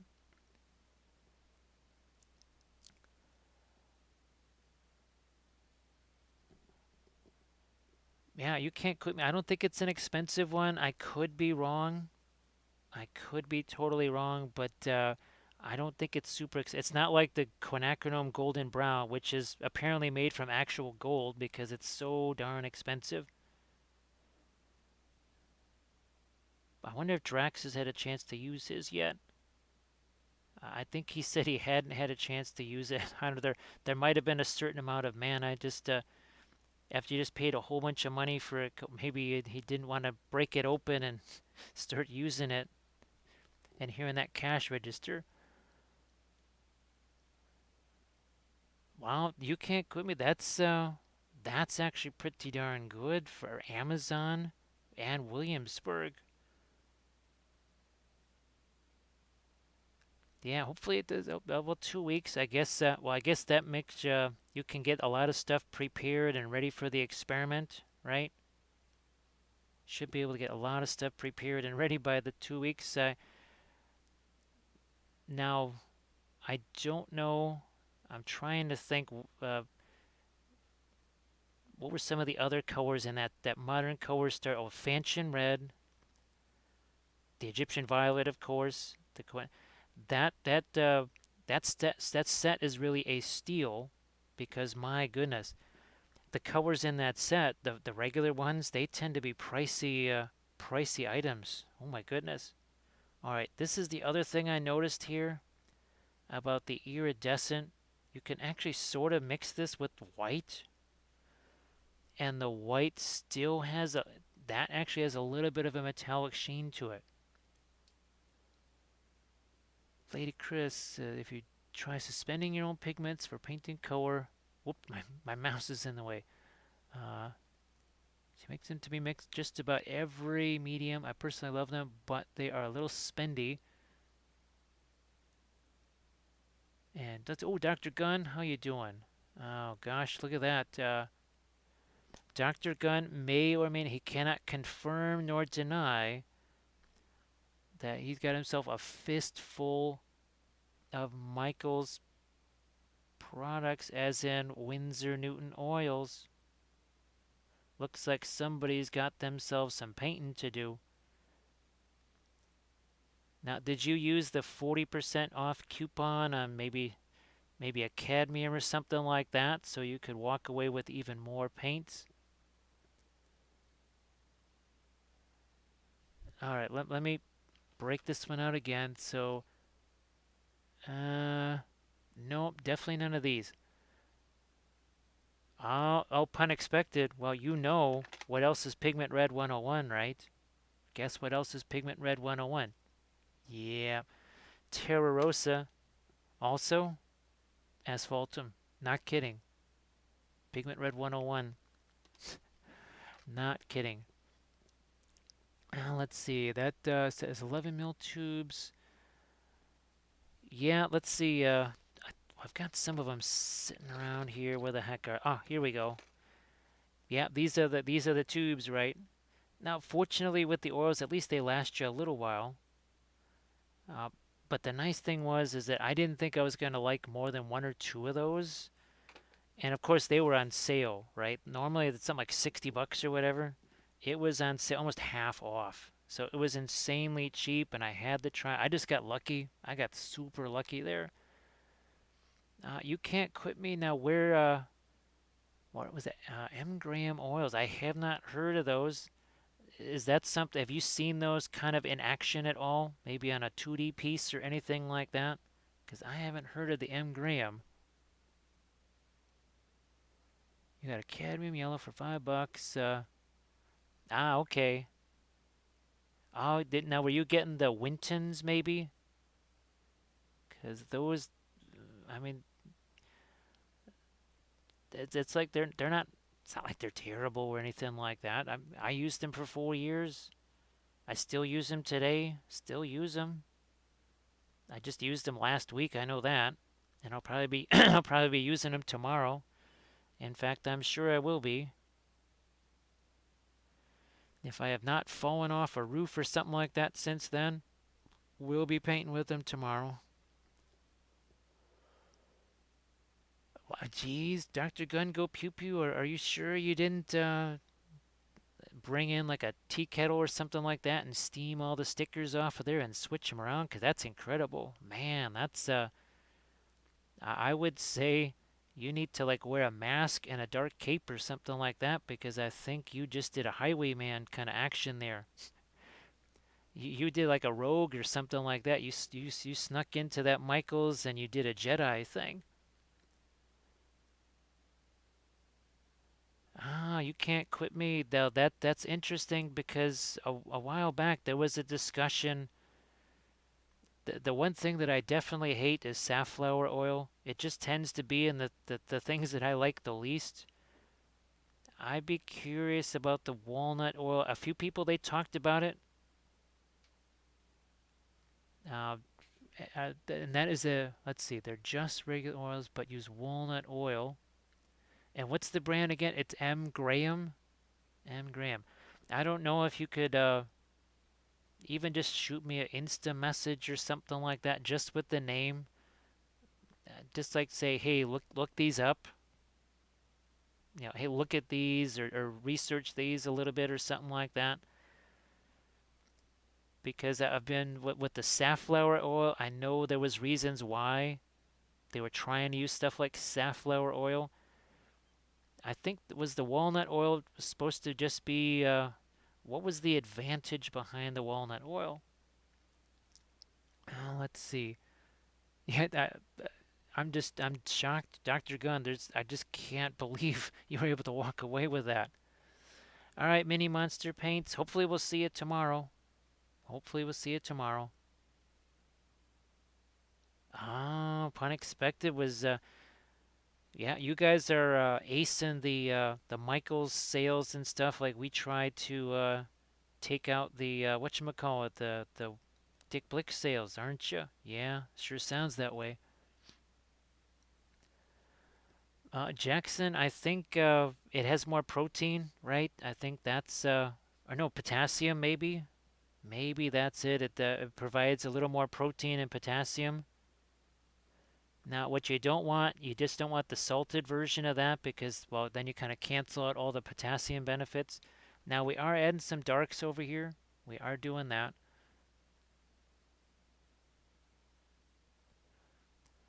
It's kind of funny you can't quit me because one of the things that they, are supposed to be so great about Safflower is that it doesn't yellow or something like that. It creates all kinds of other chaos, though. It takes forever. It gets weird because just ask anybody that's watched the Reeve Ghosh Dark Sword video that I did for the Patreon page. Oh my goodness, that didn't go so well. Now, once I kind of realized what was going on with those, I could change the approach. But oh, that was painful. That was so painful. Let me see. I grabbed the magenta 50% off since the store swapped brand. Ooh, that's never good. Let's see, backlog as look at how many different colors of Ruster on the world. Pick and rust, just rust, depending on a lot of different factors. You can make it from yellow to dark. Yeah, backlog, I guess. Well, also, what else is pigment? Red 101, burnt sienna, right?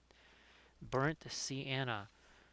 Oh, and thanks, Armored Wolf. This is going to be really, haha. So this and my Cypher Lords. I think if I get to shoot a battle report with Warcry, it's going to be these and my Cypher Lords for sure. You can guess, you can bet that is going to be my very first Warcry battle report with those two guys. Now let me just dig these out here, see if I can find them for you. Let's see. No, that's the yellow ochre one. I think we're almost there. I think we're getting there. Yeah, I think we found them now. Not our Van Dyke Brown. These are the two. These are the two we're looking for here. So, Terra Rosa, flat, opaque, as in one of the most opaque colors not named cadmium, or titanium or cadmium. Look at this. Glossy, thin, right, but transparent. Both of these are pigment red 101. But I guess they literally burnt it. See, this is what happens when you burn your supper. That's what happens when you burn your supper. See, if you don't overcook it, this is medium rare. That's overdone right there. Backlog, it would be a combination of a few things. There would actually be, well, backlog, it really doesn't matter if it's gold or whatever. It's the key is what's going to be around it, right? So with the Sisters of Battle, the pre-glaze was green because look at all that green reflected in the gold. The gold was put on top of the green. So it's going to be entirely dependent on what is the rest of your color scheme. What's the environment that it's in, right? If well, like with where's our Easterlings? Easterlings, where are you at? Here we are. Easterlings. So look at right here. We just let the blue pre-glaze get over in here because how is this shiny gold not reflecting that blue or that blue over there or this blue over here? Same thing over here. You can see, look at that orangey color that's in there, right? See how the red from that cloak is reflecting onto the gold armor here. So unfortunately, there is no 100% pre-glaze because it's going to depend on what the miniature is wearing. Unexpected Venetian red. I've looked at that a couple of times. It's been a while, so I can't remember if it's a darker red or not. I can't remember if that's among the more is it the toasted variety? Is it toasted or untoasted? If you're going for a bone china look, yep, Valfera. I mean, it doesn't matter if it's going to be white or whatever. This was pre-glazed in all the same way. Now, actually, let me see if I can. Here it is. Yeah. So this is one of the Patreon videos that we did here. And yeah, so here is all of our, yeah, I think it goes this way.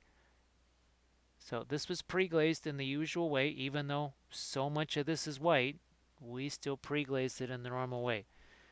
There was also, let me see if I can find this certain dark sword figure here. 1 second, give me a chance. Is it this one? No, nope, this one. Yep, that one was pre-glazed, and all of the whites were tinted. So you can see there's blue tints, warm tints, greenish tints. All that stuff was tinted by the pre-glaze painting white over the top of it.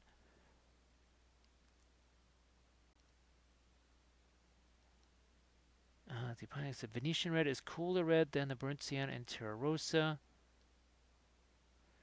Geez, backlog battles. You should be able to find these in Walgreens even, or you can just order them on Amazon. They're literally a dime a dozen. So yeah, you can just get them on Amazon if you need them.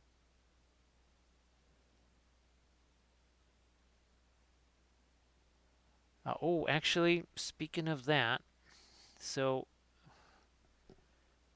we have two of these things. This is from Lazy Squire Games here.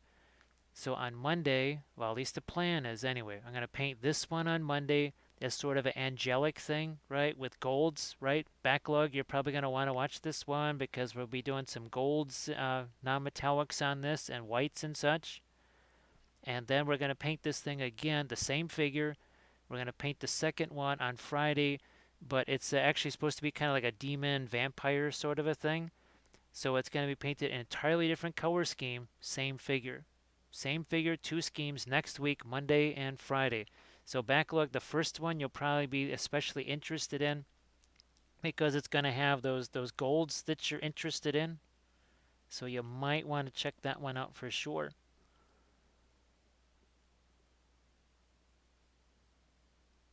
Oh, that Lady Chris, thanks. The Lazy Squire folk, they're well, let's just say they're going to be sending a bunch more miniatures this way.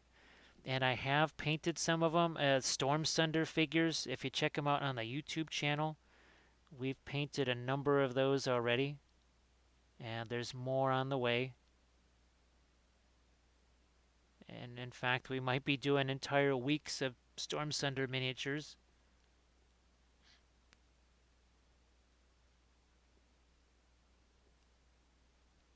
Yeah, Angry Ham, that's about when they came in, I think.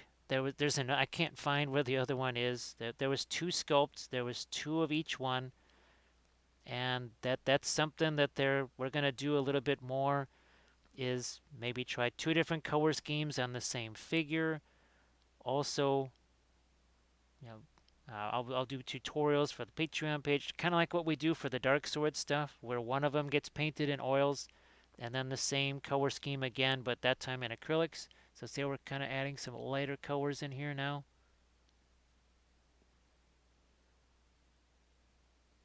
Just like Pun Expected was saying, Terra Rosa is something that goes into gold an awful lot. Terra Rosa and Burnt Umber, those are probably, if you're looking for, what would you say, more traditional concepts of what should be in a gold, those are definitely it. So yeah, tomorrow we'll keep going with this. It'll be the week of interference paint, a week of metals. It'll be metal week. I guess it would have been neat if I had known this was going to happen, say on Monday, but well, there's been a couple of somewhat distracting things going on for everybody this week. But who would have thought it's Metal Week after Moria Week? Well, we closed it out in Moria, right, with our gobos, all of our little gobos.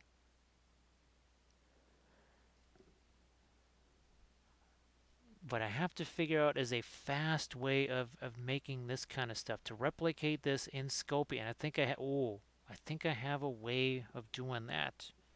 I think I do. Because Sculpey, you don't have to roll it out in the thicker sheet, especially if you've got the gray extra firm Sculpey. You can actually roll that out in some really paper thin sheets. and I've used it to actually make, armor plates and that sort of thing. If every week isn't metal week, then I pity your choice of music. There you go, Bill. So Joey, YouTube, kind of with all the craziness that happened last year and everything else, you just really couldn't live stream on YouTube reliably anymore. And I've been on YouTube for 7 years, 8 years, something like that. I started doing the Twitch thing. What was it in basically March was the first few test streams. Yeah, the first few test streams. Now I do this usually Monday, Thursday, Friday, Saturday. The Thursday streams, those tend to be sculpting streams. Well, not tend to be, they are now. So stuff like this, I needed to scratch build this Great Beast of Golgoroth. Sometimes we need something like our Easterling Troll Chieftain, something like that. But we paint an awful lot of our armies here. So we're painting many, many Lord of the Rings armies. We do a lot of sculpting of Lord of the Rings figures and then paint those. We also do things like busts. We also do some larger scale things like that. We also have Prinkles. War Kitty, worship me. You will worship me as a god. Because I have like 3 eyes and all that. And I got pretty red feet, so worship me. So yeah, we and there's puppet shows. There are puppet shows here. I might go one step lighter with my rust in just a couple places here. Now, actually, first before that, I'm just going to play around with something right here. I'm just going to grab some kind of blue, and what the heck, maybe we will just... Now, let's throw a little bit, tiny smidge of cobalt out here. I was going to grab some Prussian blue, but we'll just try to smidge of that. A little smidge of that. See what happens here for a little diode thing. Don't want to make it red. It'll just kind of get lost with everything else, but I was thinking green, but let's just do a little blue thing here. Lighten this baby up a bit. Like so. Is it on? Yep, there it is. The oils definitely make the whole gemstone thing a lot easier because blending the dark part to the light part, yeah, that gets pretty darn easy. It gets pretty darn easy.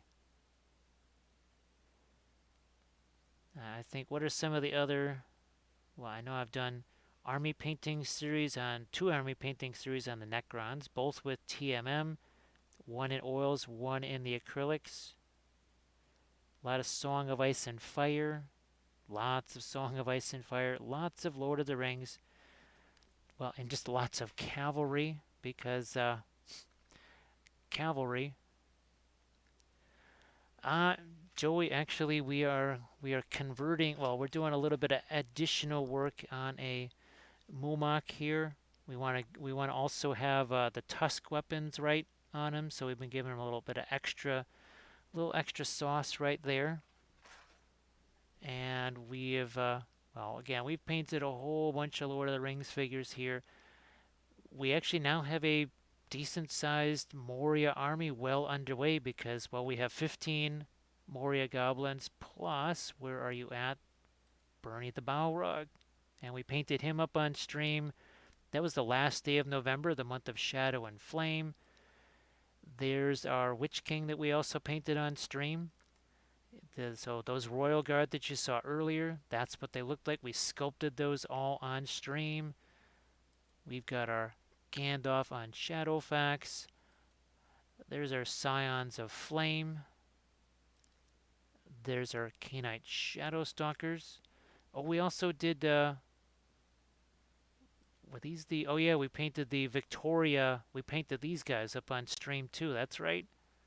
Forgot about that. There's... let's scroll up on here and look at some of our Dol Amroth army.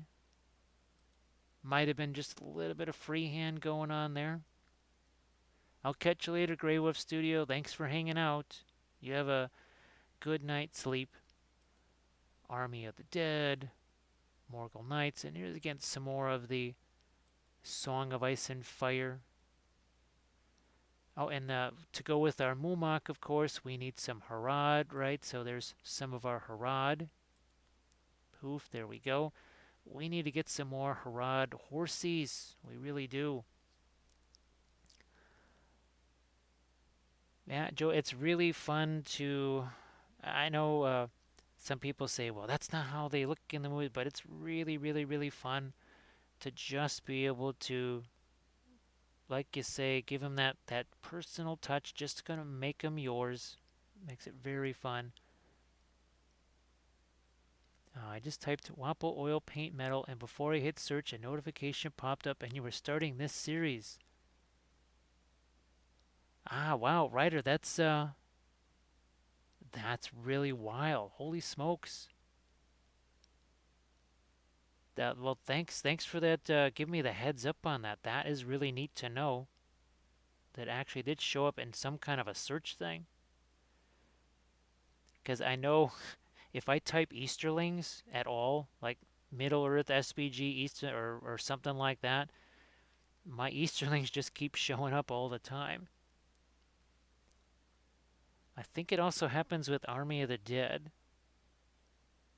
But Easterlings for sure. I mean, it just shows up. It looks like Kathy maybe is done with Pyro Club.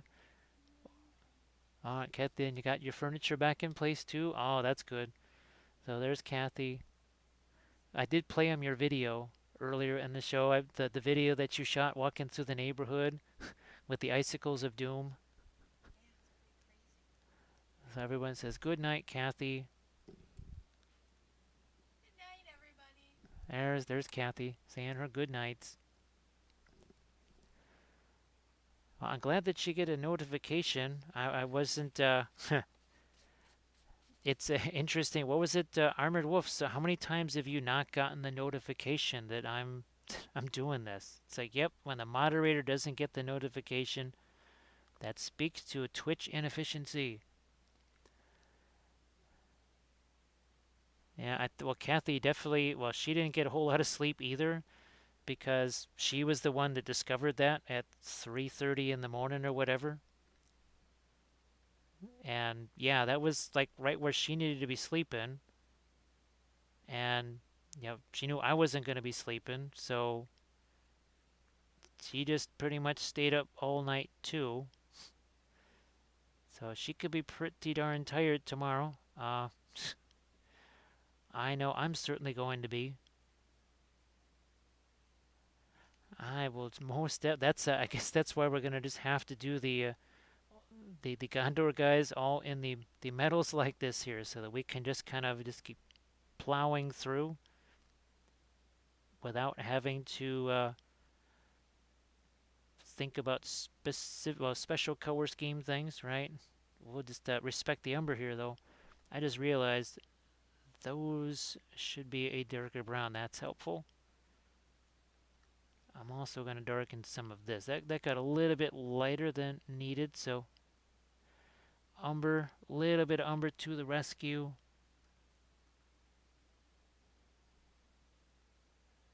Yeah, Ryder, I'm glad that I hope this is going to be helpful here because this is so not complicated, and I'll be in people's chats or whatever, and they did that. It just the metallics sound like there's so much work and complicated, and I feel kind of bad because there's an easy way to be doing the metallic stuff that doesn't involve lots and lots of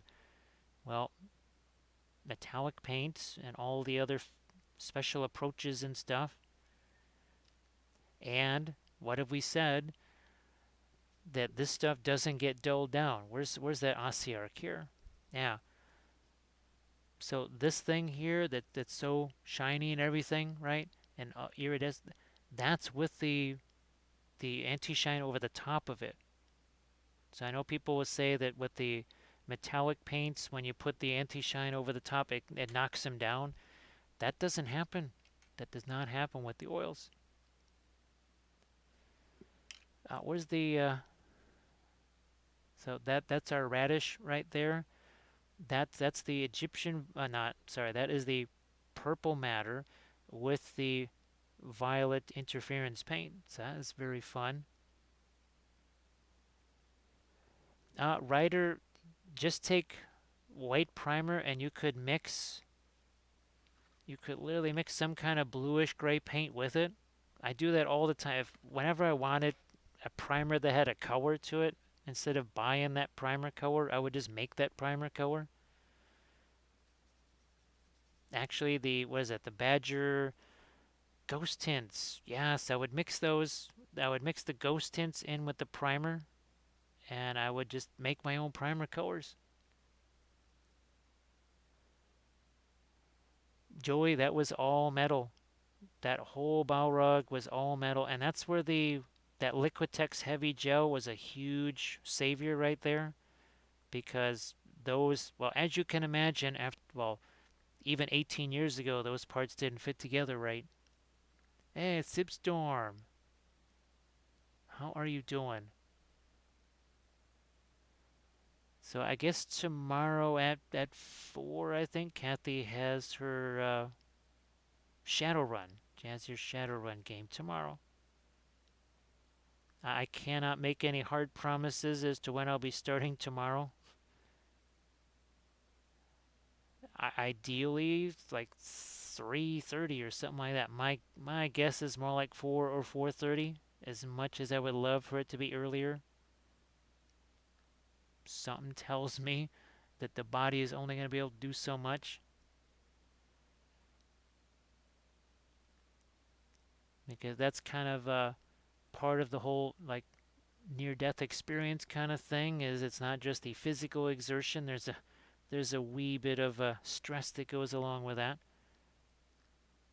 I'm going to just throw a little bit of the ivory black in a couple of spots here. Just a smidge of the Gamlen silver in there. It doesn't take much to all of a sudden that Gamlen silver to lighten up that ivory black. It doesn't really stand up to much of anything. Zipstorm, nope, she's not streaming it. She does have another Gundam. Did you hear that, Zipstorm? Yeah, she has a Nestor sent her another Gundam kit to assemble, I believe. You'll have to ask her to send you pictures of it or something like that.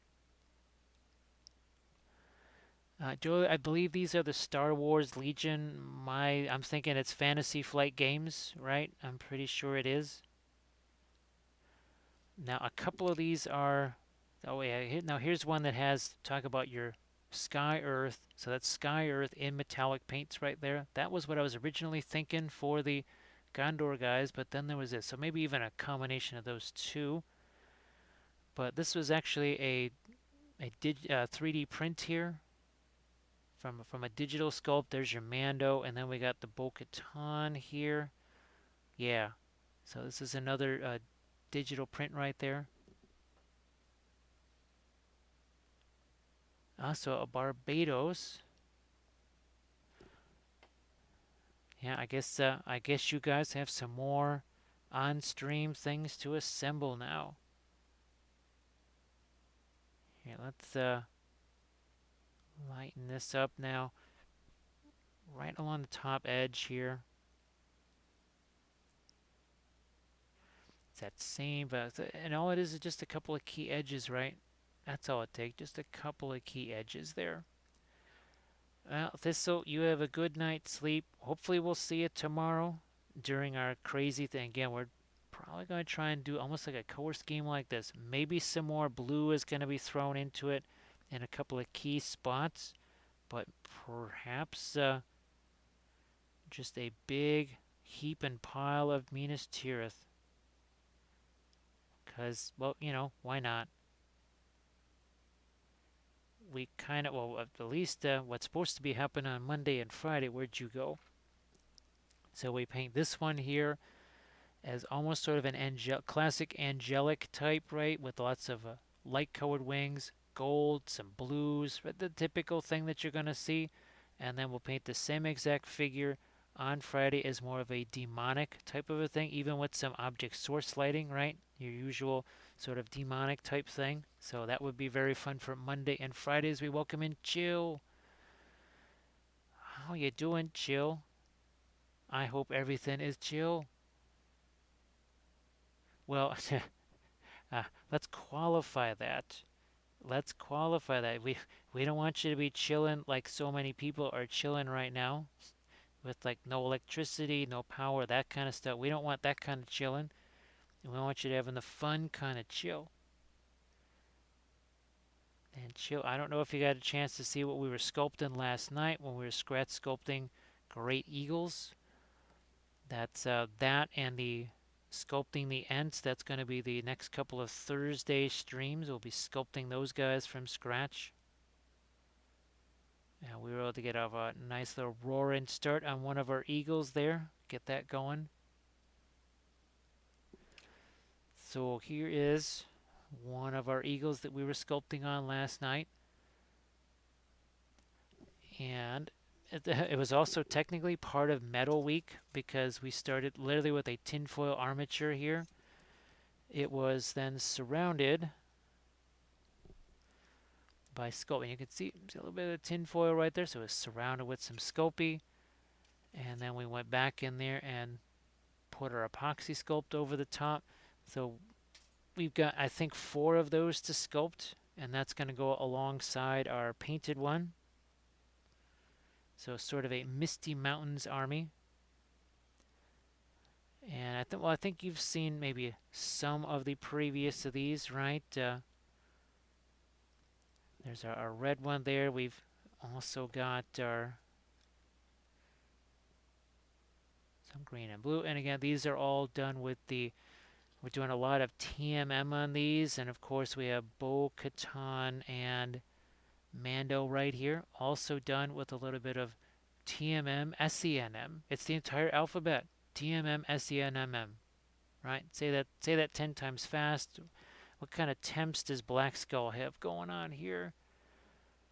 Today was our first day in 12 days that you are not below 0. Yeah, Black Skull, there was some folks that were just having some sustained chill like that. I'm glad you're finally above 0 now. And wind chill factor, most definitely a thing. I'll never forget Kathy's dad, who was just, wind chill factor. That's nothing. I don't believe in that. That's because in Minnesota they have cold but no wind. I still remember it was June. It was 45 degrees. We were standing on a street corner waiting for a bus to take them downtown. And they were like, can't we just drive there? It's like, but wait a minute, wind chill's nothing. It's 45 degrees out here. Come on, what are you complaining about? It did happen to be June, but yeah, it was about 45 degrees. It was windy. Oh yeah, we were going to have them walk just to the store or something like that. It was October, and the wind was like 40-mile-an-hour winds, which basically is like Tuesday, pretty much. Yeah, they didn't like that too much. They literally turned back and went the other way. Now, remember when we put this here about an hour ago? Remember I said we're going to come back to that later, but we're not going to screw around with it right now? Well, here is the time where we take this. And see what we're doing here? We're just kind of stretching that. That was a big old blob, right?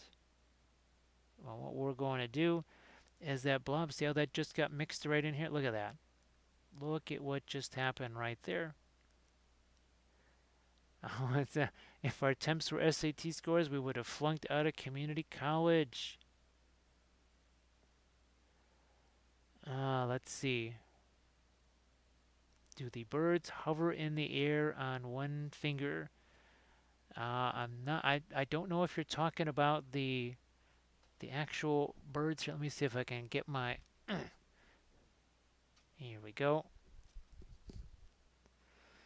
So this is one of the plastic ones that I based right here. And as you can, well, you probably can't see it because it's you can't see that little metal rod right there that's holding the eagle to that branch. but it's got foliage around it, so it's a whole lot easier, a whole lot more difficult to see it. So that is how those guys, they're going to be attached to something like that, some kind of a flying base. So hopefully that's what you were asking about. It kind of seemed that's what you were asking about there. So hopefully I guessed correctly. We never want to assume because we all know what the first 3 letters of assume are. Learn that in Boy Scouts. Whenever we said, well, we just assumed, they said, yeah, and you know what the first 3 letters in assume are. Of course, if you didn't, then, well, I guess it just kind of proved their point anyway. Speaking of low SAT scores, you know what? This could, what the heck? We're going to take some of that iridescent. Let's put it on the top of the helmet here. Yep. So look at that. Yeah, that should probably get some light. This too, a whole bunch of this I think should get some light. Well, we're kind of at the stage where we can start thinking about these things, right? It goes, remember when we were just slapping paint on here? I mean, literally just, it looked horrible, right? Because things got to be messy before they can be neat. We also have to wish Bill Robertson a good night. Bill Robertson, thanks so much for hanging out. And, well, hopefully we'll see you tomorrow for the continuation of Metal Week. It's so hilarious. I mean, we came up with the theme on the theme of the week was created on the last day of the week. Of course, why not? Why wouldn't it be? That's just the pure genius of this channel right here. Yes, indeed. I was tempted to do more light stuff there, but the more lights we put, say, on things like the clothes or the non-armor surfaces, right? The less the armor is going to look sparkly, isn't it? Let's see, the ones that are balanced so they can rest on the beak. That one will need some explanation for me, Rocket, and I apologize for that, but the extreme lack of sleep has me not quite able to think of what people are talking about there. So I'm afraid I will need some more explanation on that. Oh yeah, let's just take this white again, and I'm tempted. I'm gonna do it. I just want to see what happens. And it's broken up too. See that? I'm just really focusing right along this little ridge right here, and then back here. I think we got that pretty well taken care of. What about this point of the map? Also, just like our other one, right? It was this guy. No, it was this one. Yeah, where we focused our lightest 2 lights right there on the part of the mast that was closest to you. Oh, now I see, Deuce. Now I see what you're talking about. Actually, Kathy has. It's the tick, and he's flying forward. He's got his hands outstretched, and he's counterbalanced, so that you can put him on his chin, and he actually stays level. So actually, Kathy has something like that, but it's the tick. It's the tick, yeah. On the birdies there. They're pretty much all going to have that sort of pose because I don't want to have to sculpt the talons and all the other kind of stuff. I just want them tucked underneath them so I can just be minimal on the sculpting there. It's sort of like our Minas Tirith, right, where we want to have, well, it's not like having them all looking like this would be a shabby Minas Tirith army, but I also cannot spend scads of time painting those guys. There's not with the amount of armies that we're going to need. And since those are pretty much only ever going to be shown on film, it's very rare that you'll even see the difference anyways. Yeah, so chill. Kathy has it's the tick, and it's got definitely a whole bunch of weights out in the front of it. And when she first stuck that on the TV, I said, "Are you sure you want to do that? That's gonna fall off of there." And she said, "No, it's not going to." And she put on the TV, and she even like tapped it a couple of times to make it move around, and it didn't fall off. I was very surprised. I mean, it wasn't exactly made out of a breakable material, so no big deal. But they were now starting to pick up a couple of our bright highlights on the edge of that now. Actually, I guess Kathy is very pleased with her Stretch Armstrong. I guess we have to get her some more of the Stretch. I guess there's more than just Stretch Armstrong. I didn't realize that. I only ever saw somebody playing with a Stretch Armstrong once when I was a kid in school, and it broke, and whatever that gel was got all over the place.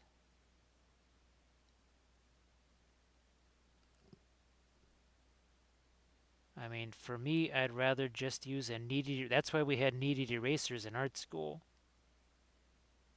We had lots of fun with kneaded erasers. Again, picking up another little, see that little bit on that edge right there? We use kneaded erasers. Oh, and push pins like these. What? Yeah. Kneaded eraser, a push pin like this, and a giant piece of newsprint paper.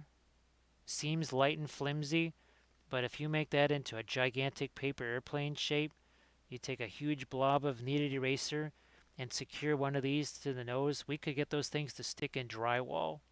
Yeah, this was strong enough to pierce drywall. Those things were more like ballistic missiles than paper airplanes. I do think the U.S. military kind of adapted some of our technology to make their drones. Let's get a couple of more of our lights onto the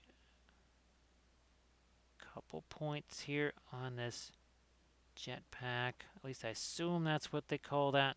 Again, we know what the first three letters are, but we'll still do it anyway.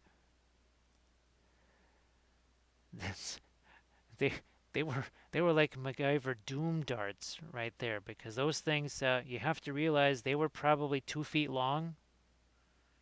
They had a wingspan of about at least maybe 14 to 16 inches, and easily 2 feet long,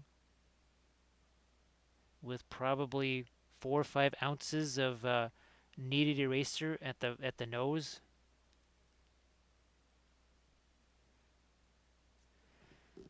Well, Rhapsody Studios, it was very interesting art school.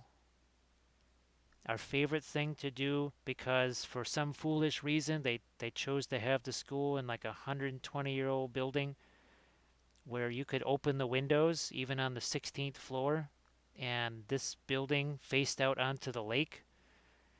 And on days like today, where it was 6 degrees, we would put coins out onto the window ledge and wait an hour, 2 hours, something like that. And when people were sitting on those benches, especially in life drawing class, let's just say it kind of opens up the crack of doom when they're sitting on those benches, and we would just kind of deposit those frozen coins there, which would make for quite a startling sensation. Quite a startling sensation. Do we need some more? Yep, so a light up here and then one on the, come on, right over here. That does it.